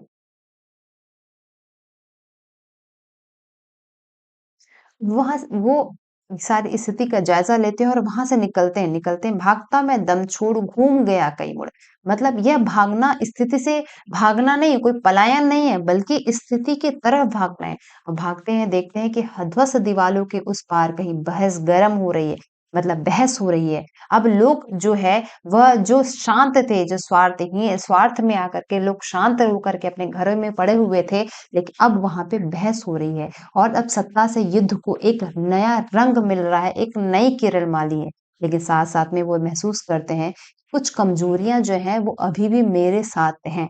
लेकिन वह कमजोरियाँ केवल मुक्तिबोध की कमजोरियाँ नहीं हैं, वो समस्त मानव समाज और दृश्य की हर हर जो समाज की जो है वो कमजोरियाँ हैं, वो उस पे भी प्रश्न उठाते हैं। देखो, इसके बीच में जो मुक्तिबोध है ना, वो स्वयं को बार-बार परिस्थिति का जो है वह जायज़ा तो लेते हैं, लेकिन कभी-कभी छद्म जो है वह कुशलता को भी नहीं देखते। वो बार-बार अपनी कमज़ोरियों को, अपने दूसरे अंतर्मन को भी साथ लेकर के चलते हैं। वह किसी मरीचिका में नहीं भाग रहे हैं, बल्कि वह सत्य की स्थिति का पड़ताल करते हुए भागते हैं, जा रहे हैं। और साथ में जब वो इस स्थिति में अपनी कमज़ोरियों को भी देख रहे हैं और अपने साथ के परिदृश्य को देखते हैं, उस परिदृश्य में देखते हैं कि अब इनके साथ भीतर कौन है? भीतर कौन-कौन है इनके साथ? बालक, युवागण सभी जो है मंद गति धीरे-धीरे से चल रहे हैं। किसी निज भीतरी बात में व्यस्त, सब जो है अपने आप में व्यस्त हैं, बात कर रहे हैं और सबके भीतर एक जो आग की जो ज्वाला है, वह जल रही है, ठीक है?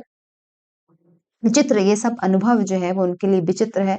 वह चल रहे हैं साथ-साथ में, कभी वह साथ चलते हैं, कभी वह पीछे चलते हैं। मतलब जिन लोगों को वह लेकर के आए थे, वह भी उनसे आगे निकल गए हैं। यह दृश्य मुक्तिबोध के लिए निश्चय ही सुख देने वाला दृश्य है। अभी तक मुक्तिबोध अकेले थे, अब मुक्तिबोध के साथ कई सारे लोग चल रहे हैं और वो मुक्तिबोध के साथ नहीं, मुक्तिबोध के आगे चल रहे हैं।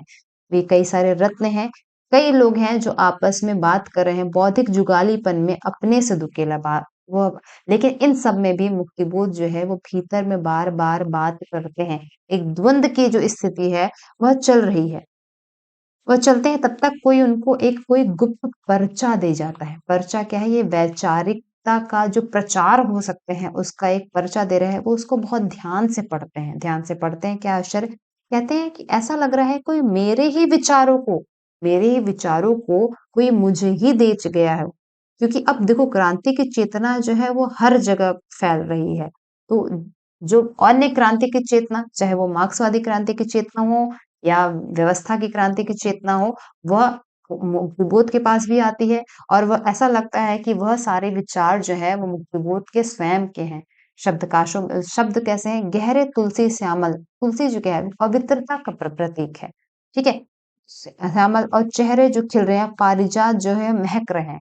अब वह पढ़ते हैं उसको और उस पर्चे को उड़ाते हुए वह चक्रवात की गति में जैसे घूमते हैं हर जगह, कहाँ पे? चौराहे, तिराहे, सभी पे, चौराहे पर, दोराहे पे, सभी मोड़ पर पे खड़े हैं। ऐसा लगता है कि सब जगह उनकी ही विचारधारा काम कर रही है। वह शहर पे भी हैं, चौराहे पर भी हैं और हर जगह वो अपनी बात को ही कह रहे हैं और मनवा रहे हैं। मतलब वो क्रांति की चेतना जो केवल अभी तक मुक्तिबोध के अंदर थी, वह क्रांति की जो चेतना है, अब वह मुक्तिबोध को हर जगह दिखाई पड़ रही है।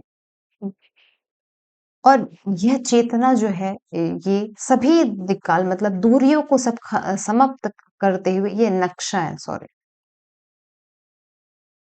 नक्शे को जैसे लग रहा है रंगी हुई सी थी। अब देखो रंग आ गया, अभी तक जो केवल अंधेरा था, अंधेरा कालापन था, अब इन सब को हटते हुए रंग आ गया है। द्युति जो है वो किरण आ चुकी है, सपनों की कोमल किरणें की मानो घनीभूत संगीतें शिलाओं में परिणत ये दृढ़भूत कर्मशिलाएं हैं।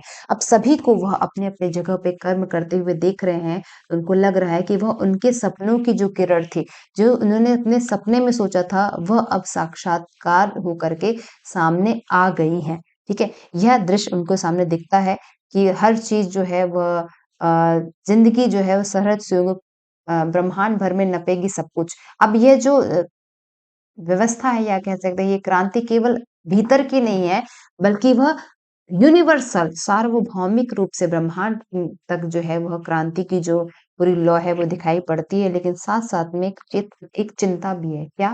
कहते हैं कविता में कहने की आदत नहीं, ये इम्पोर्टेंट लाइन भी है, पर वर्तमान समय चल नहीं सकता। कहते हैं मुझे कविता में नहीं कहना, मैं तो सीधे-सीधे सपाट बयानी में विश्वास करता हूँ, लेकिन जो वर्तमान समय है चल नहीं सकता है, क्यों? क्योंकि जो पूंजी से, जो स्वार्थ से एक बड़ा बार व्यक्ति जुड़ गया है, वह बदलेगा नहीं। वह छलेगा मनुष्य को बार-बार, इसलिए बार उन पर भरोसा करने योग्य भी नहीं है। एकाएक दृढ़ जो है रुका, नगर में भयानक धुआँ उठा, गोली चल रही है हर जगह। लोग अब देखो क्रांति जो है वो हर कहीं न कहीं हर जगह दिखाई पड़ रही है, ज्वाला की गर्मी, गर्मी का आवेग, ये सब क्या है? क्रांति जो है वो बढ़ रही है। जब क्रांति हो रही है, ऐसे में जो कुव्यवस्था के सिपाही हैं, ये भी घूम रहे हैं लगातार यंत्रवत, ठीक? और क्या-क्या कहते हैं ये साथ में? कहते हैं सब चुप है, सब चुप, साहित्यिक, कवि जने, शिल्पकार, नर्तक और ये सारे लोग चुप हैं, क्यों? ये पूरा जो मुख्य बुद्धिजीवी वर्ग है, वह कुछ नहीं बोल रहा है। वो अभी भी अपने स्वार्थ की ही लड़ाई लड़ रहा है। मतलब स्वार्थ का ही वह गुण गा रहा है, कैसे? क्यों? क्योंकि यह रक्तपाई वर्ग नाभिनाल बध से बंधे हैं, किनसे? भोग जाल से, अपने भोग और स्वार्थ में यह नाभिनाल, नाभिनाल से बंधा हुआ क्या होता है? मतलब जिससे उनकी आवश्यकताओं की पूर्ति हो रही है, वह उससे बंधे हुए हैं, वह अलग नहीं रहे हैं। जबकि बाहर जो क्या है, वह क्रांति बढ़ रही है, लेकिन यह लोग अपने जगहों पर छुपे हुए हैं। क्या बने हुए हैं? यह नौकर बने हुए हैं, वो गुलाम बने हुए हैं और इन सब के चेहरे मतलब कालिमा, कालिमा मतलब एक शर्म का भी प्रतीक है। सबका चेहरा जो है वह काला हो गया है, क्योंकि कहते हैं ना कि वो शर्म से काला या व्यवस्था का जो कालिमापन है वो उनके चेहरे पर अभी भी पड़ा हुआ है। ठीक है? सड़क के नीचे गटर में सब इनके भीतर जो है वो छुप गई है, मतलब वह जो व्यक्ति जो स्वार्थ में लिप्त पड़े हैं, वह अभी भी बाहर नहीं निकल के आ रहे हैं, क्योंकि वह बाहर देख रहे हैं लगातार युद्ध लड़ रहा है। लोग अपने स्वार्थ से निकल के, जो आम जन है, जो मनुष्य है, जो आम मनुष्य है, जो मजदूर वर्ग है, ये सारे जो है लड़ाई में शामिल हो गए हैं। लेकिन फिर भी अभी कुछ लोग जो हैं बुद्धिजीवी वर्ग जिसको कहा जाता है, वह अभी भी अपनी आवश्यकताओं में, अपने स्वार्थों में लिप्त है। लेकिन फिर भी क्रांति की जो एक ज्वाला है वो हर तरफ चल रही है। वह एक तरफ इस तरह के बुद्धिजीवी वर्गों की शांति भी है, दूसरी तरफ क्रांतिकारी चेतना के सिपाही भी हैं, वो भी तैयार हो गए हैं, जो किसी भी तरह के से अवरोधों से, मतलब लोग मतलब किसी प्रकार से अवरोधों से जो है वह डिग नहीं रहे हैं, जिनके भीतर अग्नि जो है वो उद्रेक करते रह गई है, वो अनहद मतलब ऐसी ध्वनि जो शांत नहीं हो रही है, शांत नहीं होगी, जो लगातार गूंजायमान है, ऐसी ध्वनि के साथ लोग कूद रहे हैं। केवल वह ही नहीं, पूरा का पूरा परिवेश जो है वो इस क्रांति में शामिल हो रहा है। ठीक है? कहते हैं देखो दादा का सोटा, मतलब दादा जो बुजुर्ग जो हैं वो उनका सोटा जो उनका जो जो छड़ी है वो भी चल रही है, वो भी नाचते हुए हवा में वे इस क्रांति की लहर में जो है वो युद्ध में अपना प्रतिभाग कर रही है। काका की लाठी, बच्चे की जो पेपे है, ये सब सलेटी पट्टी सब जो है वो इस लड़ाई, इस चेतना में भाग ले रहे हैं। ठीक है? आगे बढ़ते हैं। और सब मिलाकर के तैयार हो रही है क्या? एक परमास्त्र, प्रक्षेपास्त्र और यम है। ये सभी एक नए हथियार जो है वो तैयार कर रहे हैं, किससे? व्यवस्था से लड़ने के लिए एक नया हथियार। केवल जन ही नहीं, नए इनकी जो विचार हैं, यही एक प्रक्षेपास्त्र, एक हथियार की तरह हैं, जो लड़ेंगे। किससे लड़ेंगे? इस बुरे समाज की कुव्यवस्थाओं से लड़ रहे हैं, संघर्ष करते हुए लड़ रहे हैं। ठीक है? और मुक्तिबोध इनके बीच में, इन लड़ाइयों के बीच में भी ऐसे बैठे हुए हैं जैसे कि अग्नि के शतदल कोष में बैठे हैं। मुक्तिबोध अपने आप को अग्नि के कई जो शतदल, 100 अग्नि के जो समझ लो जो ज्वाला है उसके बीच में वो बैठे हुए अपने आप को महफूस महसूस कर रहे हैं, अपने आप को शांत महसूस कर रहे हैं। क्यों? क्योंकि ये जो लड़ाई है अब चेतना की है, ये जो लड़ाई है अब क्रांति की है, ठीक है? जिसका सपना जो मुक्तिबोध ने स्वयं भी देखा था। अब देख रहे हैं एकाएक फिर स्वप्न, अचानक से स्वप्न भंग होता है और कहते हैं कि क्या मैं फिर से अकेला हो गया हूँ? भीतर का भाव जो है रंध्रों में, लेकिन अब देखो उस स्वप्न में से बाहर आने पर भी उनके भीतर रंध्रों में जो क्रांति की ज्योति इनके स्वप्न में चल रही थी, वह क्रांति की ज्योति अब मुक्तिबोध के बाहर आ प्रकट हो गई है। अब तक रात के अंधेरे में, रात के स्वप्न में मुक्तिबोध के भीतर जो ये सारा प्रक्रम हुआ ना, जो सारा संघर्ष जो चल रहा है, वो मुक्तिबोध के मस्तिष्क के भीतर चल रहा है। अब वह मस्तिष्क के भीतर, जब वो कहते हैं जब स्वप्न टूटता है, सुबह आ जाती है, तो वह स्वप्न जो है वह खत्म तो हो जाता है, लेकिन वो चेतना जो है वो भीतर जगी थी, वो चेतना जो है वो अभी भी है। चेतना कैसे है? जैसे उसने आत्मा में एक चमकीली प्यास भर दी है, जिसने किसी रात अनपेक्षित क्षण में सहसा ही मुझे प्रेम कर लिया। वह स्वप्न, वह चेतना जो है मुक्तिबोध के लिए एक प्रेम के आधार पे है, प्रेम के जैसा ही है। जैसा एक प्रेम प्रेमी के लिए प्रेमिका होती है, यह है कि उससे बेहतर कुछ नहीं होता है, उसके उसको पाने के लिए सब कुछ है। वही प्रेम मुक्तिबोध को उस चेतना, उस स्वप्न से है। उन्हें ऐसा लग रहा है जैसे किसी ने बाहों में आकर के उनको कसकर जकड़ लिया हो, और उसके स्वप्न, उस स्वप्न की जो मुक्तिबोध ने ये रात्र भर, ये जो कविता में आपने देखा ना, इस पूरा जो स्वप्न है उसको मुक्तिबोध ने जो है वो देखा, उस स्वप्न की चुंबन जो है वह याद आ रही है। जैसे प्रेमी को अपनी प्रेयसी की चुंबन की जो मीठी याद रहती है, वैसे ये सपना जो है वो उनको एक मीठी सी याद देके चल गया। मतलब इतना विभत्स सपना। ये क्रांति पर क्या था? इसमें एक चेतना थी, क्रांति एक लड़ाई थी जो मुक्तिबोध के भीतर भी विद्यमान है। वह देखते हैं उसको, इसलिए वह इनको सुख दे रही है, खुशी दे रही है। अब कहते हैं, वो बार बार कहते हैं कि यदि वह प्रेमिका है जो, तो क्या मैं उस प्रेमिका से मिल पाऊंगा, मैं फिर उस प्रेमिका को देख पाऊंगा? एक चुंबकीय आकर्षण जो है, जो उससे बन गया है, और बार बार वो वर्तमान में भी उसको देखते हैं। और देखते क्या है? उनके सामने डेस्क पर रखे हुए महान ग्रंथ के लेखक। कहते हैं कि ये जो लेखक हैं वो कुछ नहीं है, मेरी उस ऊर्जा के, मेरी इस चेतना के दर्शक बन गए हैं। ठीक है? फिर वो वहां से जाते हैं और जा करके फिर वह, अब तो सुबह हो गई है, ठीक है, ये पूरा जो प्रक्रम था रात का था, और मुक्तिबोध के भीतर मस्तिष्क था, सपने का था, समान कह सकते हैं। और वह उसके जाकर के गलियों में देखते हैं, गैलरी में अपने खड़े हो जाते हैं, और एकाएक वह उसी व्यक्ति को देखते हैं जो सपने में वही चेतना संपन्न तेजस्वी व्यक्तित्व को देख रहे थे। और लेकिन अब वह उसको एक जगह नहीं देखते, जिसको उन्होंने गुफा में देखा था। अब उसको एक जगह नहीं देखते, लोगों की भीड़ में देखते हैं। लेकिन फिर वह देखते हैं और कहते हैं कि वो किसी जन के यूथ के साथ वह भीड़ जो है वह उसी में लिप्त हो गया है।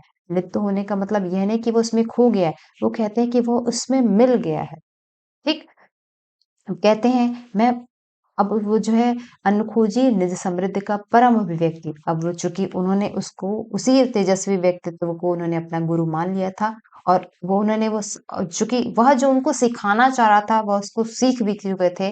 और कहते हैं उसने कभी मेरे पास बैठ करके मुझे नहीं सिखाया, ना कभी मेरे साथ रह के सिखाया, लेकिन फिर भी उन्होंने सीख लिया। क्या सीख लिया? कि किस प्रकार फटेहाल रूप में भी वह परम अभिव्यक्ति हो सकती है। मतलब बुरी स्थिति, वर्तमान में तो स्थिति जो है वह समाज की सबकी बुरी ही है, लेकिन चेतना का जो ऐसा जो क्रांति जो है वो भीतर आ गई है, अब वो किसी भी स्थिति में अभिव्यक्त हो सकती है।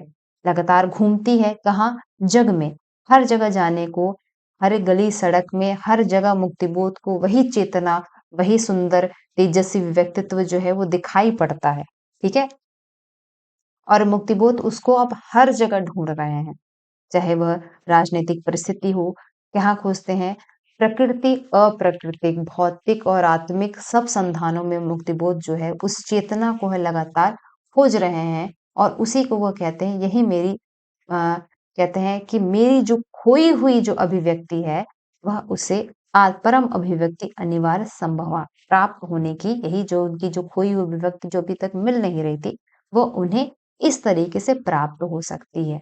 ठीक है? अब वह अभिव्यक्ति जिसको रोका नहीं जा सकता, थामा नहीं जा सकता, वह अभिव्यक्ति जो अब जन-जन में फैल गई है, वह अभिव्यक्ति जिसकी खोज जो है, जो मुक्तिबोध शुरू से कर रहे थे, अब उन्हें वह खोई हुई अभिव्यक्ति शायद जन-जन हर जगह मिल गई है। ठीक है? वह अभिव्यक्ति जो किसी भी तरह की परिस्थितियों का मोहताज नहीं है, चाहे वो फटेहाल हो, चाहे वो क्या कह सकते हैं कि समाज में एक वर्ग में हो, वो बल्कि हर वर्ग में, हर जगह, हर तरफ मुक्तिबोध को अपनी वह खोई हुई अभिव्यक्ति वह प्राप्त हो गई है। ठीक है? तो ये रहा आपकी कविता। लंबी कविता, मैंने बहुत कोशिश की जितना संक्षिप्त में आपको समझा सकूँ, और उसके साथ समझा ही ना सकूँ, कोई चीज़ जो है वो रह भी ना जाए, छूटे भी ना। ठीक? अब देखो, मैंने इस पूरी कविता को, इतनी लंबी कविता को आपके सामने एक कहानी की तरह प्रस्तुत कर दिया है। कहानी की तरह प्रस्तुत करते-करते मैंने कोशिश की है, अब इसमें से कोई भी चीज़ आपके जानने समझने के लिए बच ना जाए। ठीक है? हुँ।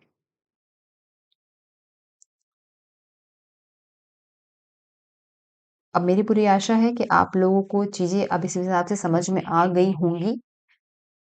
कुछ इम्पोर्टेंट लाइन, पंक्तियाँ जो मैंने बीच-बीच में बताया है, वो भी ध्यान रखेंगे, और चूँकि अगर आपको एक कथा याद रहेगी ना पूरी, जो को मैंने इसको बहुत कहानी के जैसे कहा है। हर एक शब्द, हर उसके अर्थ के पीछे नहीं पड़ी, क्योंकि आपको कोई ऐसा व्याख्या लिखने जैसा चीज़ें तो नहीं आने वाली, लेकिन व्याख्या लिखने को आएगी तो भी आप लिख लोगे, लेकिन आपके के साथ मैंने सभी प्रसंग को क्लियर करते हुए मैं चली। अगर वो कथात्मक रूप भी अगर आपको याद रहा, तो आप इससे संबंधित आने वाली कोई भी प्रश्न जो है वो आप आसानी से कर लोगे। ठीक है? तो ठीक है, थोड़ी लंबी क्लास हो गई, पर लंबी क्लास नहीं होती तो फिर कई खंडों में बँट जाता। तो इसलिए ठीक है, कोई बात नहीं, लंबी क्लास है। तो इस क्लास को अब यहीं समाप्त करते हैं, मिलते हैं फिर अगले क्लास में। ठीक है? तब तक आप सभी को ढेर सारी शुभकामनाएँ, शुक्रिया। और मैं बता दूँ, ये रात के 2 बज गए हैं पढ़ाते-पढ़ाते। चलो ठीक है, शुक्रिया, बाय। Good night.